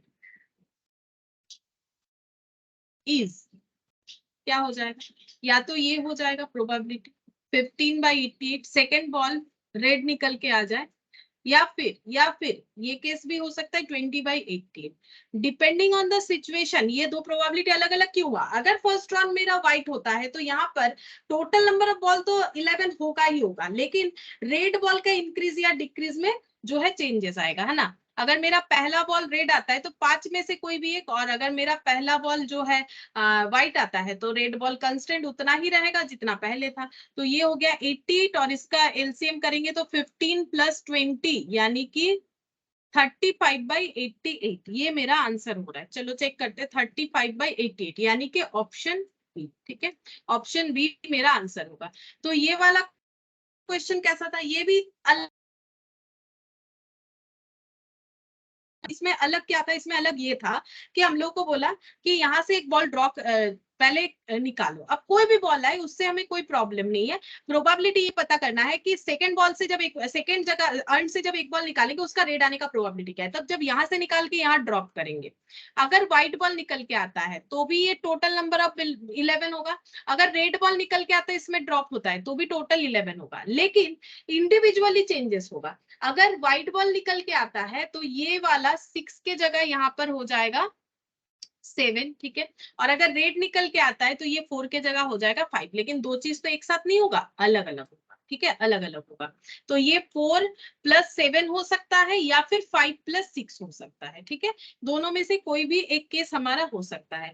ये वाला कौन सा केस है, 5 प्लस ये इफ रेड इज ड्रॉप्ड, अगर हम लोगों ने रेड बॉल ड्रॉप किया, और ये केस हो सकता है इफ व्हाइट इज ड्रॉप्ड, यहाँ पर अगर हम लोग व्हाइट वाला बॉल ड्रॉप कर रहे हैं, वो तो डिपेंड कर रहा है कौन सा बॉल हम लोग जो है ड्रॉ कर पाए हैं, और उसके बाद हम लोग यहाँ पर प्रोबेबिलिटी चेक कर रहे हैं। ठीक है, तो पहला बॉल पहले वाले जगह से जब हम लोग विथड्रॉ कर रहे हैं तो यहाँ पर हमें क्या, अगर हमारा रेड बॉल निकल के आता है और अगर हमारा व्हाइट बॉल निकल के आता है, रेड बॉल निकल के आएगा 3C1, व्हाइट बॉल 5C1, ये देखो 3C1 5C1 टोटल 8 बॉल था, और जैसे ही इसमें से एक ड्रॉप हो जाएगा तो सेकेंड रन में बॉल जो 10 थे वो 11 हो जाएंगे। ठीक है, किसी भी केस में 11C1 11C1, और अगर व्हाइट बॉल ड्रॉप हुआ है तो 4C1 ही रहेगा रेड बॉल। ठीक है, और अगर रेड बॉल ड्रॉप हुआ है तो वो 5C1 हो जाएगा। ठीक है, मैंने दोबारा बता दिया तुम लोगों को।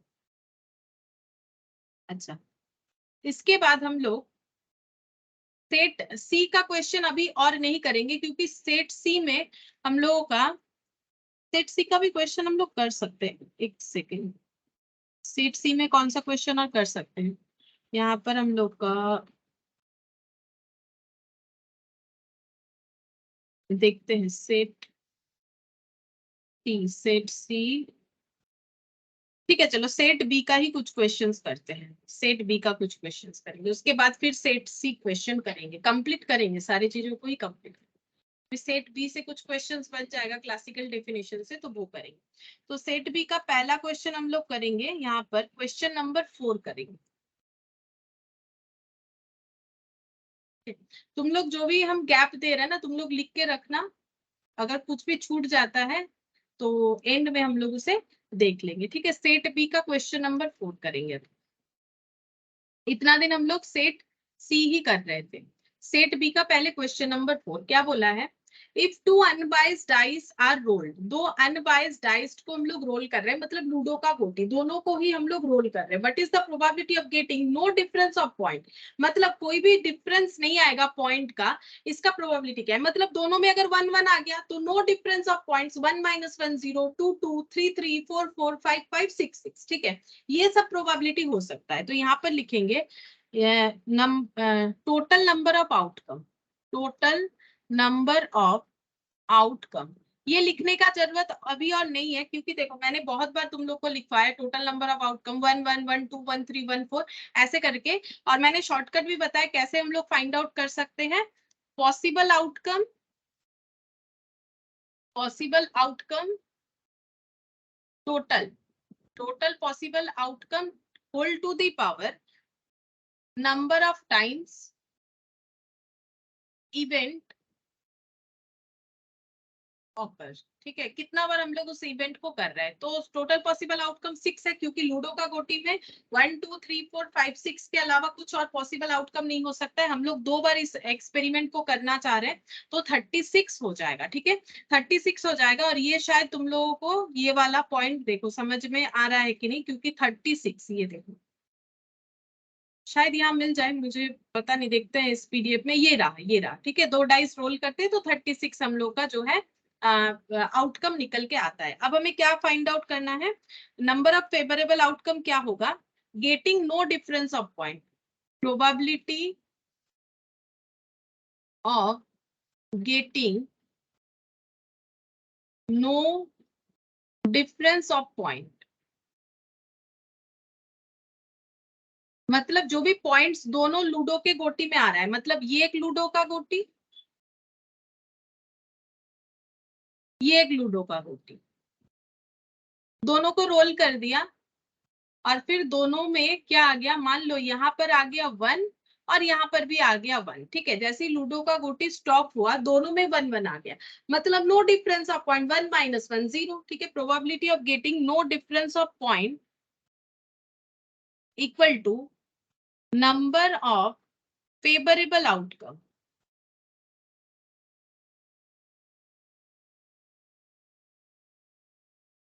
टोटल नंबर ऑफ आउटकम्स, ठीक है।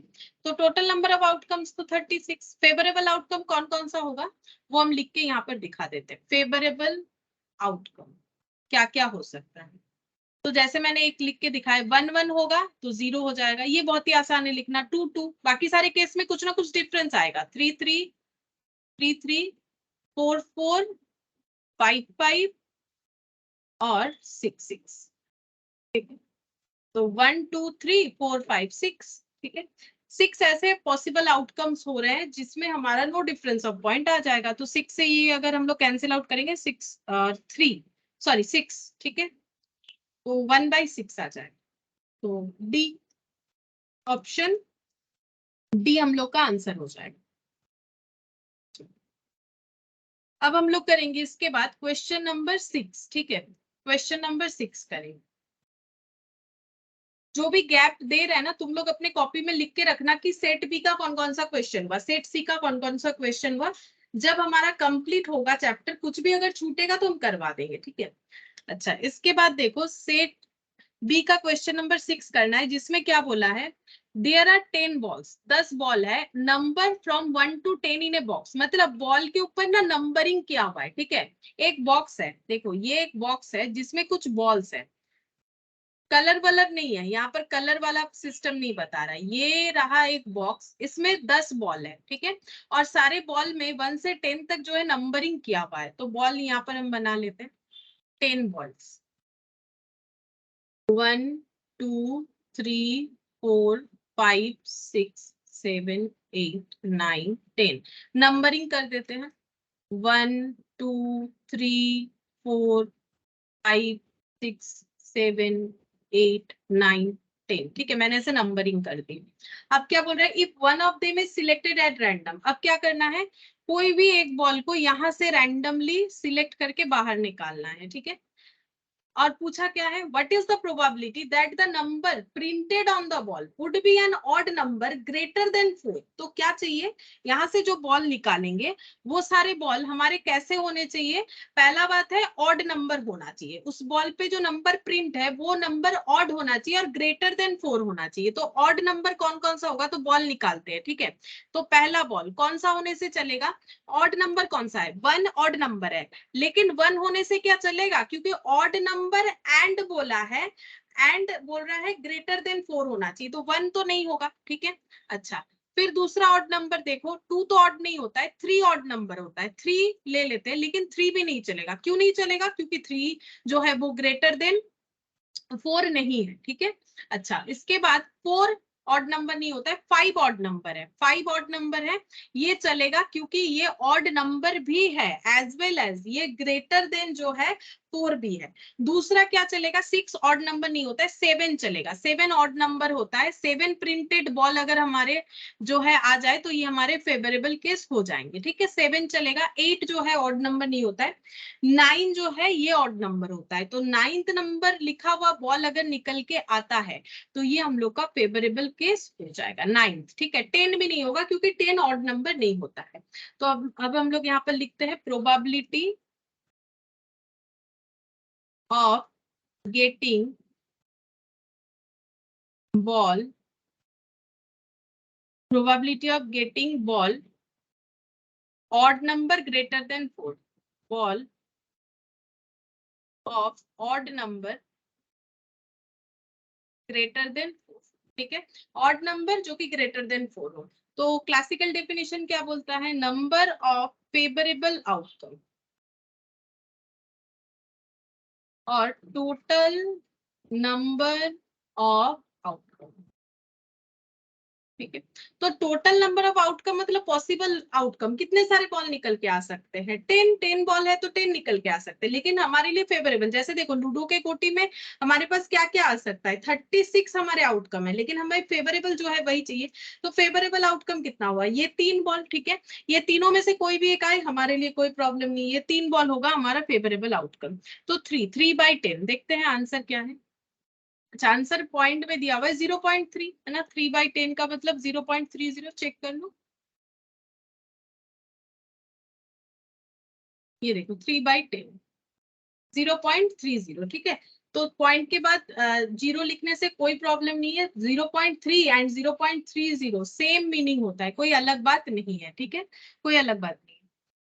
अच्छा, अब हम लोग करेंगे क्वेश्चन नंबर 7, ये भी काफी सिंपल क्वेश्चन है, जैसे ये वाला था, देखो यहाँ पर क्या बोला है, following are the wages of 8 workers, 8 worker का वेजेस दिया हुआ है 50, 62, 40, 70, 45, 56, 32, 45। If one of the worker is selected at random, कोई भी वर्कर को हम लोग रैंडमली सिलेक्ट करें, what is the probability that the wages would be lower than the average wages, average wages से उनका वेजेस लोअर हो, ये हमें पता करना है, इसका प्रोबेबिलिटी क्या होगा। तो उसके लिए तो पहले ये पता करना पड़ेगा कि एवरेज वेज कितना है, तो हम लोग निकालेंगे 8 वर्कर्स का एवरेज वेज। तो एवरेज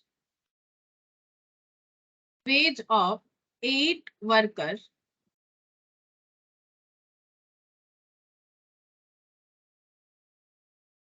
एट वर्कर है तो डिवाइडेड बाय 8, एवरेज करने का जैसा तरीका होता है, तो यहाँ पर 50 प्लस 62 प्लस 40 70 45, 40 70 45,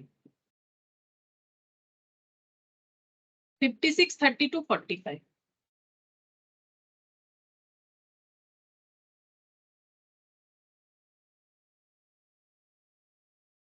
50 62 40 70 45 56 32 45, 400 डिवाइडेड बाय 8, ये वेजेस है, रुपीज है। तो 8 लोगों को टोटल इतना देना पड़ता है, तो एवरेज एक एक जन को कितना देना पड़ता है, 50 रुपीज, ठीक है, ये एवरेज जो है वेजेस हो गया। अब हमें बोला है कि एवरेज से भी कम होगा ऐसा जो है प्रोबेबिलिटी वर्कर का क्या है, एवरेज वेजेस से भी कम वेजेस होगा, तो हम लोग कैसे निकालेंगे, प्रोबेबिलिटी ऑफ गेटिंग वर्कर, ऐसे लिखते हैं, probability getting worker wages would be, whose wages would be lower than average wage, ठीक है। तो टोटल वर्कर्स कितना है, तो फॉर्मूला क्या होता है, favourable outcome number of favourable outcome divided by total number of outcome.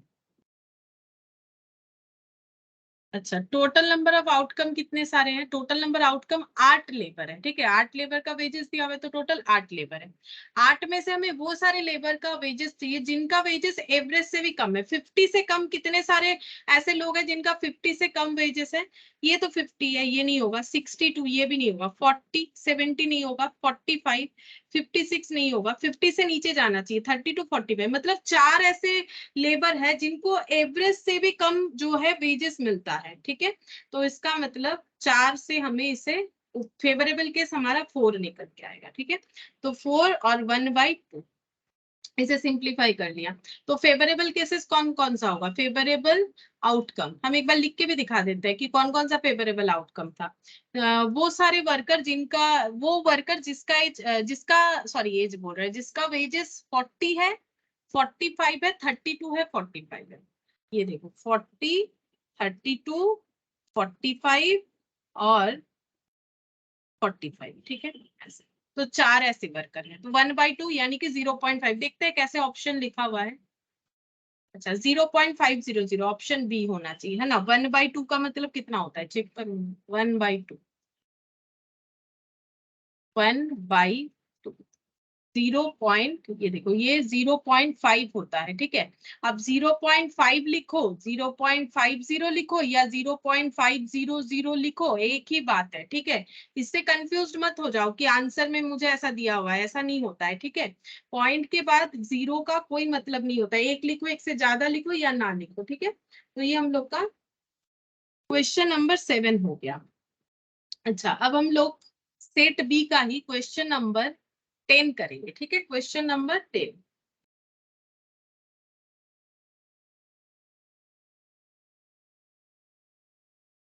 इसमें क्या बोला है, ए बैग कंटेन्स 12 बॉल्स। एक बैग में 12 बॉल्स है, which are numbered from 1 to 12। फिर वैसा ही क्वेश्चन आ गया।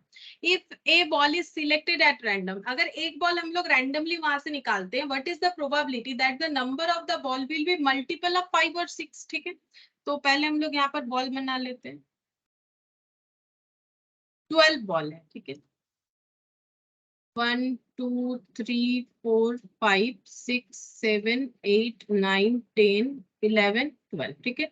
12 बॉल है, इसमें नंबरिंग भी करेंगे। 1 2 3 4 5 6 7 8 9 10 11 12, ठीक है। हमें क्या है, यहाँ से एक बॉल रैंडमली सिलेक्ट करके बाहर निकालना है, ठीक है। अब हमें बोला है probability that the number of the ball will be multiple of 5 or 6. So probability that the number of the ball is multiple of 5 or 6, ठीक है। तो नंबर ऑफ फेवरेबल आउटकम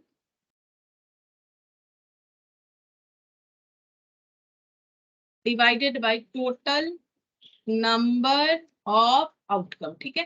तो टोटल नंबर ऑफ आउटकम कितना होगा, 12 ball है 12, ये तो कोई इसमें परेशानी नहीं होना चाहिए। अब 5 और 6 का मल्टीपल, अभी अभी मैंने बताया 5 6 का मल्टीपल का मतलब होता है कि डिविजिबल बाय 5 या 6। तो 1 ना तो डिविजिबल बाय 5 है ना तो 6 है, तो ये बॉल आने से कोई प्रॉब्लम मतलब हमारा कोई बेनिफिट नहीं होगा। 2 से भी नहीं होगा, 2 ना तो 5 या 6 किसी से जो है, मतलब 2/5 2/6 होना चाहिए ना, तो ये भी पॉसिबल नहीं है।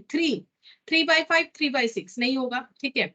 अच्छा 4 भी नहीं होगा। 5 से होगा, 5 आएगा तो 5 से होगा। 5 और 6 बोला है ना, तो 5 लिखा हुआ बॉल निकल के आ जाए तो हमारा फेवरेबल केस हो सकता है। अच्छा और क्या हो सकता है, 6 निकल के आ जाए तो भी हम लोग का होगा, मल्टीपल ऑफ 6 हो जाएगा। 7 दोनों से ही मल्टीपल नहीं है, 7 8 दोनों से ही मल्टीपल नहीं है, 9 दोनों का ही मल्टीपल नहीं है, 10 5 का मल्टीपल हो जाएगा, ठीक है। 11 दोनों का मल्टीपल नहीं है, 12 जो है वो मल्टीपल होगा 6 का, ठीक है। 12 जो है वो 6 का मल्टीपल हो जाएगा, यानी 4 पॉसिबल सॉरी फेवरेबल आउटकम है। 4 फेवरेबल नॉट पॉसिबल, पॉसिबल तो 12, 4 फेवरेबल आउटकम हो जाएंगे 4/12 आंसर। अच्छा आंसर हमें ऐसे लिखना पड़ेगा 1/3, मतलब ऑप्शन डी आया, ठीक है। ऑप्शन डी में देखो 1/3 इस तरह से रिप्रेजेंट किया हुआ है 1/3, तो 1/3 आंसर हो जाएगा। तो मल्टीपल का मतलब जैसे देखो 5 × 5 5 2 10, मतलब अगर टेबल याद करोगे तो भी मल्टीपल कंडीशन फुलफिल होगा, या फिर मल्टीपल का मतलब हो जाता है नंबर जो डिविजिबल बाय 5 होगा, या फिर नंबर जो डिविजिबल बाय 6 होगा, ठीक है। मतलब 6/2 नहीं, ऐसा मत सोच लो यहाँ पर 2 है तो ये नहीं होगा, ठीक है। हमें क्या करना है, डिविजिबल नंबर जो है डिविजिबल बाय 5 डिविजिबल बाय 6 होना चाहिए, ठीक है। 6 डिविजिबल बाय 2 ये वाला कंसेप्ट हमें नहीं चाहिए। तो नंबर डिविजिबल, या फिर जो टेबल है वो याद करो, यहाँ पर ऐसे कौन से नंबर है जो 5 के टेबल में आता है, 5 1 5 5 2 10 5 3 15, तो 15 तो क्रॉस कर गया तो 2 ही आया, 5 और 10, ठीक है। 6 का टेबल याद करो, 6 1 6 6 2 12, तो 6 आएगा 12 आएगा, 6 3 18, तो 18 इसको क्रॉस कर जा रहा है। इसका मतलब सिंपल है, टेबल याद करो 5 का टेबल में ऐसा कौन सा नंबर है जो इसके अंदर आ रहा है, 5 और 10, ठीक है। इसके बाद आ जाता है 3 में 15 जो कि इसको क्रॉस कर जाता है। या फिर टेबल याद करो तुम लोग 6 का, तो 6 1 6 6 2 12 6 3 18, तो 18 तो इसको क्रॉस कर जाता है, लिमिट तो 12 तक है, तो यहाँ पर 2 और यहाँ पर 2, 4 फेवरेबल केसेस हो सकते हैं। अब मल्टीपल जो है, मल्टीपल करके देखो या डिवाइड करके देखो, बात एक ही है। अच्छा, अब हम लोग इसके बाद क्वेश्चन नंबर 19 देखेंगे।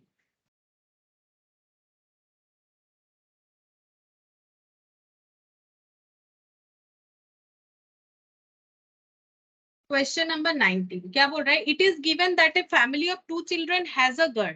बोल रहा है कि एक फैमिली में 2 बच्चे हैं। फैमिली ऑफ 2 चिल्ड्रन का मतलब है 2 बच्चों वाला फैमिली, ठीक है, मतलब जहां पर 2 बच्चे हैं, एक तो लड़की है as a girl, what is the probability that the other child is also girl. मतलब एक फैमिली में 2 बच्चे हैं, ठीक है, एक फैमिली में 2 बच्चे हैं जिसमें एक तो गर्ल है ही है। तो एक फैमिली में 2 बच्चे हैं तो वो कैसे हो सकते हैं, पहले हम लोग ये देखते हैं।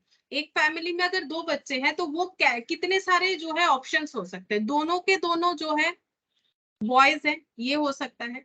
दोनों के दोनों जो है गर्ल्स हैं, ये हो सकता है। ये मैंने दोनों के दोनों को गर्ल्स बना दिया, ठीक है, ये दोनों गर्ल्स हैं। या फिर एक गर्ल एक बॉय, या फिर यहाँ ऊपर कर लेते हैं एक बॉय और एक,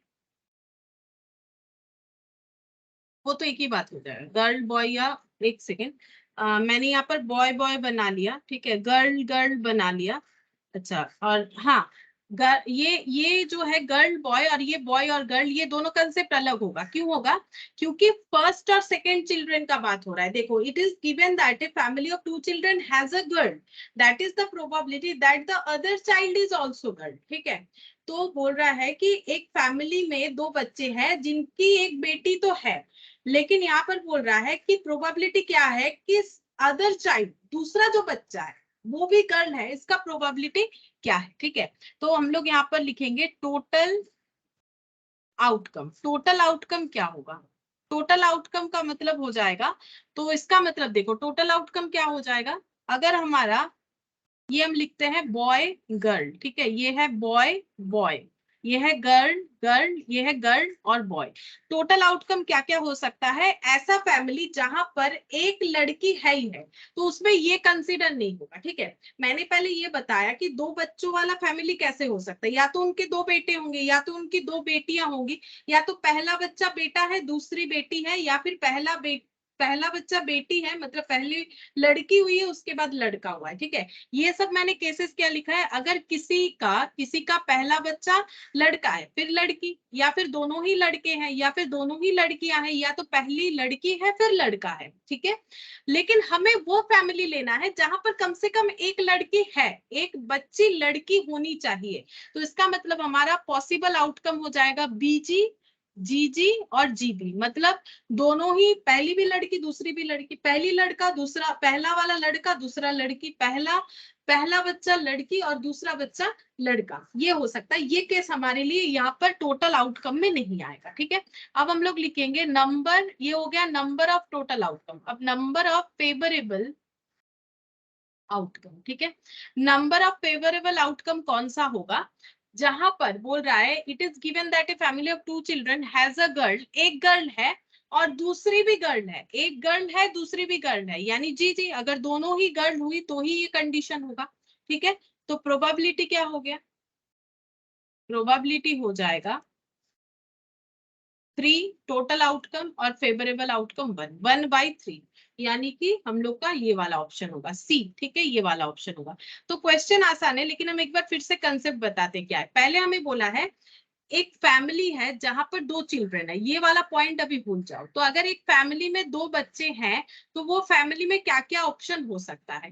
पहली बच्ची, पहला लड़का हुआ फिर लड़की, दोनों ही लड़का, दोनों ही लड़कियां, पहली लड़की फिर लड़का, ये हो सकता है। लेकिन यहाँ पर हमें बोल दिया 2 चिल्ड्रन के बाद, फिर जैसे ही हम लोगों ने आगे पढ़ना स्टार्ट किया, हैज ए गर्ल, ठीक है, एक तो लड़की है, उनकी एक लड़की है, तो इसका मतलब ये बॉय बॉय वाला केस हमारा आउट हो जाएगा।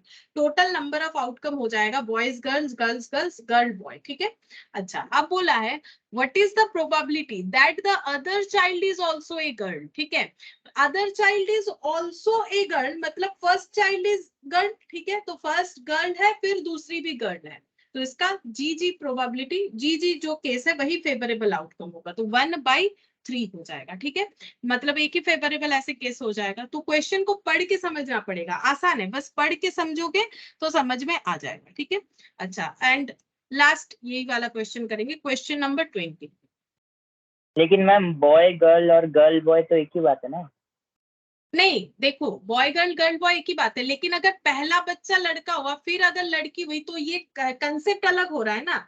मतलब वैसे अगर देखो तो बॉय गर्ल गर्ल बॉय वो एक ही बात है कि मेरे एक बेटे बेटी है या फिर मेरा एक बेटा एक बेटी है, बात एक ही है। लेकिन उनके बर्थ के हिसाब से सोचो, अगर पहला बच्चा लड़का हुआ, पहला बच्चा अगर लड़का हुआ तो ये बड़ा हो गया ना इससे, तो दो कंसेप्ट अलग हुआ ना, कि ये फिर एल्डर हो गया, ठीक है, एल्डर बॉय है।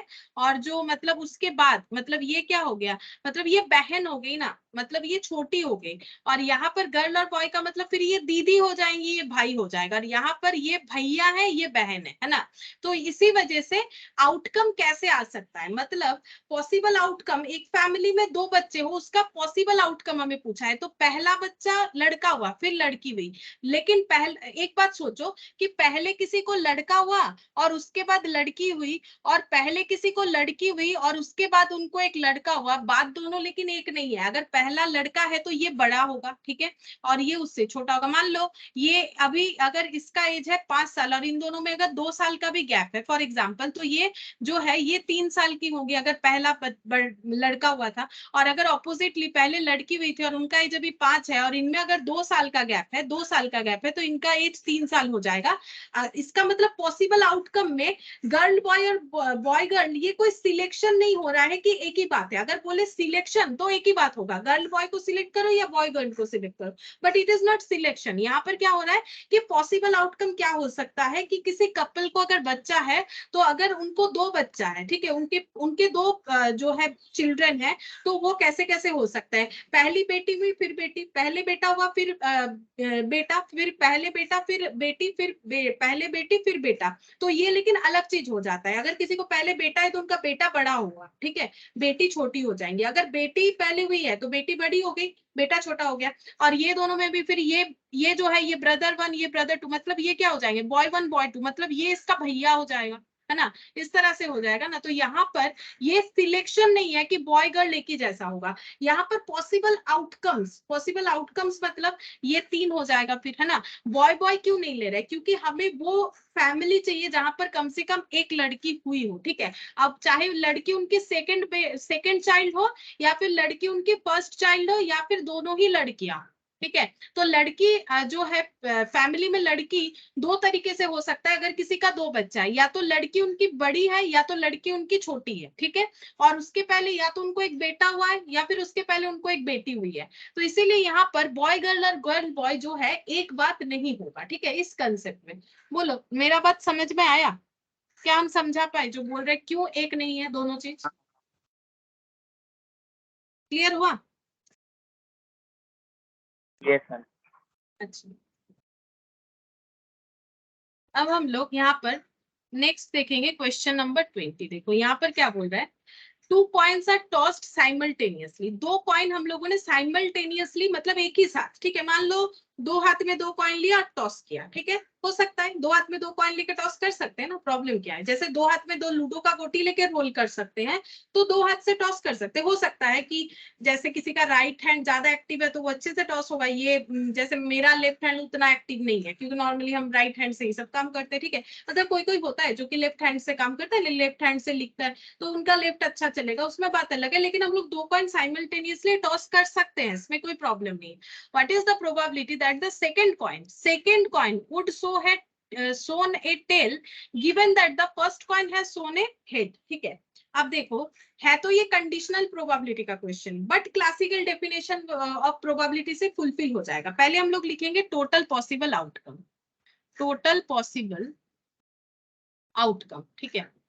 तो बोलो अगर हम लोग 2 कॉइन टॉस कर रहे हैं, पॉसिबल आउटकम क्या हो सकता है, पहले वाले में हेड दूसरे वाले में भी हेड, पहले वाले में हेड दूसरे वाले में टेल, ठीक है, पहले वाले में टेल दूसरे वाले में भी टेल, पहले वाले में टेल दूसरे वाले में हेड। देखो जैसे यहाँ पर हेड टेल टेल हेड अलग कंसेप्ट है ना, वैसे ही यहाँ पर अलग कंसेप्ट है, ठीक है, ये सिलेक्शन नहीं हो रहा है। यहाँ पर हेड आना पहले केस में और टेल आ रहा है दूसरे वाले कॉइन में। ठीक है, केस नहीं, यहाँ पर दो कॉइन के हिसाब से, तो वैसे ही यहाँ पर पहला बच्चा दूसरा बच्चा। ठीक है, इसीलिए तो यहाँ पर देखो टोटल पॉसिबल आउटकम ये हो गया, मतलब 4 काउंट करें तो 4 आता है टोटल पॉसिबल आउटकम। ठीक है, अच्छा, लेकिन हमें यहाँ पर जो है कौन से आउटकम्स के ऊपर प्रोबेबिलिटी फाइंड आउट करना है।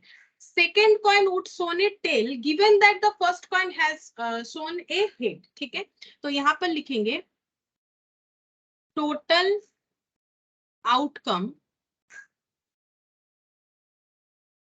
टोटल आउटकम किस पे निकालने के लिए बोला है? सेकेंड कॉइन जो है ये देखो प्रोबेबिलिटी किसका है, प्रोबेबिलिटी निकालना है second coin would shown a tail. ठीक,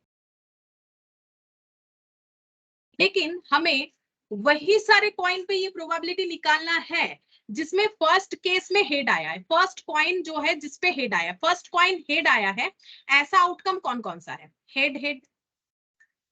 फर्स्ट कॉइन हेड आया है, ऐसा आउटकम है हेड टेल। ठीक है, तो ये दोनों नहीं होगा इस आउटकम में। हम फिर से समझाते हैं, हम लोग को क्या निकालने के लिए बोला है पता है? हम लोग को निकालने के लिए बोला है प्रोबेबिलिटी। प्रोबेबिलिटी क्या बोला है? Second coin would show a tail, getting tail in second coin. अगर सिर्फ ये चीज बोलेगा, सिर्फ ये चीज बोला जाता, ठीक है, और हमें कोई कंडीशन नहीं देता, जैसे कि यहाँ बोला है ना एंड गिवन दैट, ये चीज को भूल जाओ एक बार। अगर ये नहीं होता तो हमारा आंसर क्या होता? सेकेंड कॉइन में हमारा टेल आना चाहिए। तो क्या होगा? Total outcome 1 2 3 4, favourable outcome second coin में क्या आना चाहिए? टेल। तो ये नहीं होगा, 1 2, ठीक है, 2 ऐसे आउटकम, यानी 1/2 हमारा आंसर हो जाएगा। वैसे ऐसे करके आ जाते हो ना तो भी आंसर मैच हो जाएगा। हम ये बोल रहे हैं आंसर मैच करना बड़ा बात नहीं है, ऐसे गलती कर सकते हो, दैट इज 0.50, ये आंसर आ जाएगा। बट ये गलत होगा। क्यों गलत होगा? क्योंकि प्रोबेबिलिटी सिर्फ ये नहीं बोला है कि हमें टेल मिल जाए, क्योंकि क्वेश्चन हमें ये नहीं बोला है, तो ये हमें नहीं करना है। बात समझो, हमें ये नहीं बोला है कि प्रोबेबिलिटी वो निकालो जहां पर सेकेंड कॉइन में टेल आया है। हम लोग को बोल रहा है प्रोबेबिलिटी उसका निकालो, getting tail in second coin given that, मतलब कंडीशन, गिवन दैट मतलब हम ये कंडीशन लगा रहे हैं, given that first coin has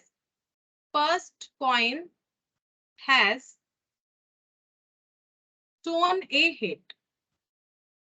जहां पर फर्स्ट कॉइन में हेड आया हो और सेकेंड कॉइन में टेल आया हो, वो हमें चाहिए। तो ऐसा फेवरेबल केसेस क्या होगा?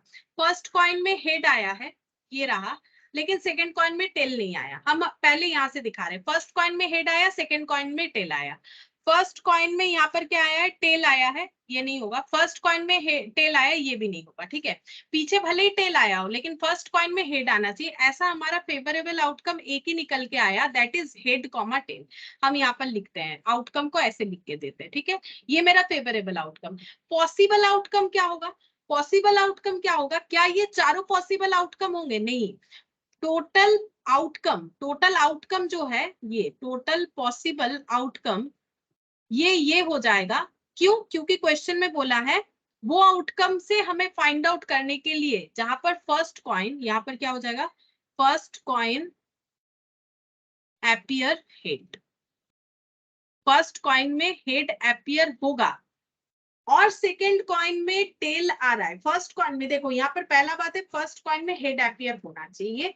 वो सारे टॉसेस जहां पर फर्स्ट कॉइन में हेड आया है, तो कौन सा है? ये वाला और ये वाला। ठीक है, तो ये 2 हो जाएगा। तो यहाँ पर हेड हेड और हेड टेल, फर्स्ट कॉइन में हेड आया है एंड सेकेंड प्रोबेबिलिटी निकालना है जहां पर सेकेंड कॉइन में टेल आया है। तो ये 1 है, ये 2 है, 1/2, यानी आंसर हम लोग का वही 0.50 आ रहा है। ठीक है, लेकिन दोनों में फर्क देखो। वैसे ये तो है क्या बोलते हैं, कंडीशनल प्रोबेबिलिटी। कंडीशनल प्रोबेबिलिटी हम सिखाएंगे कैसे होता है। ठीक है, लेकिन ये क्वेश्चन मैंने इसीलिए करवा दिया क्योंकि ये क्लासिकल डेफिनेशन से इजीली हो सकता है। तो कंडीशनल प्रोबेबिलिटी में फॉर्मूला रहेगा, उस पे हमें क्यों जाना, ठीक है, वो हम लोग सीखेंगे लास्ट में, लेकिन जितना हो सके एक ही फॉर्मूले से हम लोग क्वेश्चन कर पाए उतना हमारे लिए जो है आसान होता है। तो यहाँ पर हमें प्रोबेबिलिटी ये नहीं निकालने बोला है कि सेकंड कॉइन में टेल आया, तब तो ये सारे पॉसिबल आउटकम हो जाएंगे 2 कॉइन टॉस करने का, लेकिन हमें 2 कॉइन टॉस कर रहे हैं, लेकिन वो सारे सेकंड कॉइन का टेल हमें लेना है जो टॉसेस में फर्स्ट टाइम हेड आया है, उसमें से लेना है, उसमें से, मतलब टोटल पॉसिबल आउटकम फिर ये हो जाएगा, इससे बाइफरकेट हो जाएगा, ठीक है, इससे बाइफरकेट हो जाएगा, क्योंकि यहाँ पर हमें इसको और भी जो है कंसाइज कर दिया है, मतलब ये पॉसिबल आउटकम ठीक है, लेकिन वो पॉसिबल आउटकम लो जहां पर पहले हेड आया है, ठीक है, तो पहले हेड पहले हिट ये 2 हो जाएगा, और इसमें से वो फेवरेबल केस होगा जिसमें सेकंड टाइम टेल आया है, मतलब ये वाला, तो 1/2 यानी कि 0.50, ठीक है, तो इस तरह से होगा। ये कंडीशनल प्रोबेबिलिटी का था, लेकिन क्लासिकल डेफिनेशन से बन गया क्वेश्चन, ठीक है, क्लासिकल डेफिनेशन से हम लोगों ने बना दिया। अच्छा, अब हम तुम लोग को एक काम करेंगे, होमवर्क देंगे कुछ, तुम लोग करना, ठीक है, यहाँ पर सेट ए से देंगे, ठीक है, कौन कौन सा कर पाओगे वो हम बता रहे हैं, 48 कर पाओगे, 22 कर पाओगे, 21 कर पाओगे, ठीक है। अच्छा, और अभी वेजेस वाला जो क्वेश्चन किया ना, वो है एग्जाम्पल 16.7, एक एक्सरसाइज एग्जाम्पल, ठीक है, ये तो सॉल्व किया हुआ है, तुम लोग इसको एक बार देख सकते हो, और सेट बी से कर पाएंगे, क्वेश्चन नंबर 3 कर सकते हो, ये तो पूरा जो है कॉम्बिनेशन का क्वेश्चन है हम बोल सकते हैं, ठीक है, इसको तुम लोग करके देख सकते हो, और सेट सी वाला नहीं कर पाओगे, नहीं, सेट सी का क्वेश्चन नंबर 15 कर पाओगे, क्वेश्चन नंबर 15 कर पाओगे, और सेट बी से क्वेश्चन नंबर 1, सेट बी से क्वेश्चन नंबर 1, क्वेश्चन नंबर 2, बस, ठीक है, ये कुछ होमवर्क तुम लोग करके देख सकते हो, क्योंकि प्रोबेबिलिटी ऐसा एक चैप्टर है, जितना खुद से करोगे मतलब उससे तुम लोग को ये पता चलेगा कि तुम लोगों का सोच थिंकिंग सही जगह पे जा रहा है कि नहीं, तो ये कुछ क्वेश्चन से डेफिनेटली हो सकता है, तो तुम लोग ट्राई करके देखना, ठीक है, हम लोग तो क्लास में करेंगे ही, करवा तो हम देते ही हैं, लेकिन तुम लोग जरूर इसको ट्राई करके देखना हो रहा है कि नहीं, ठीक है, तो आज इतना ही करते हैं। मैम ये वाला PDF दे दीजिए।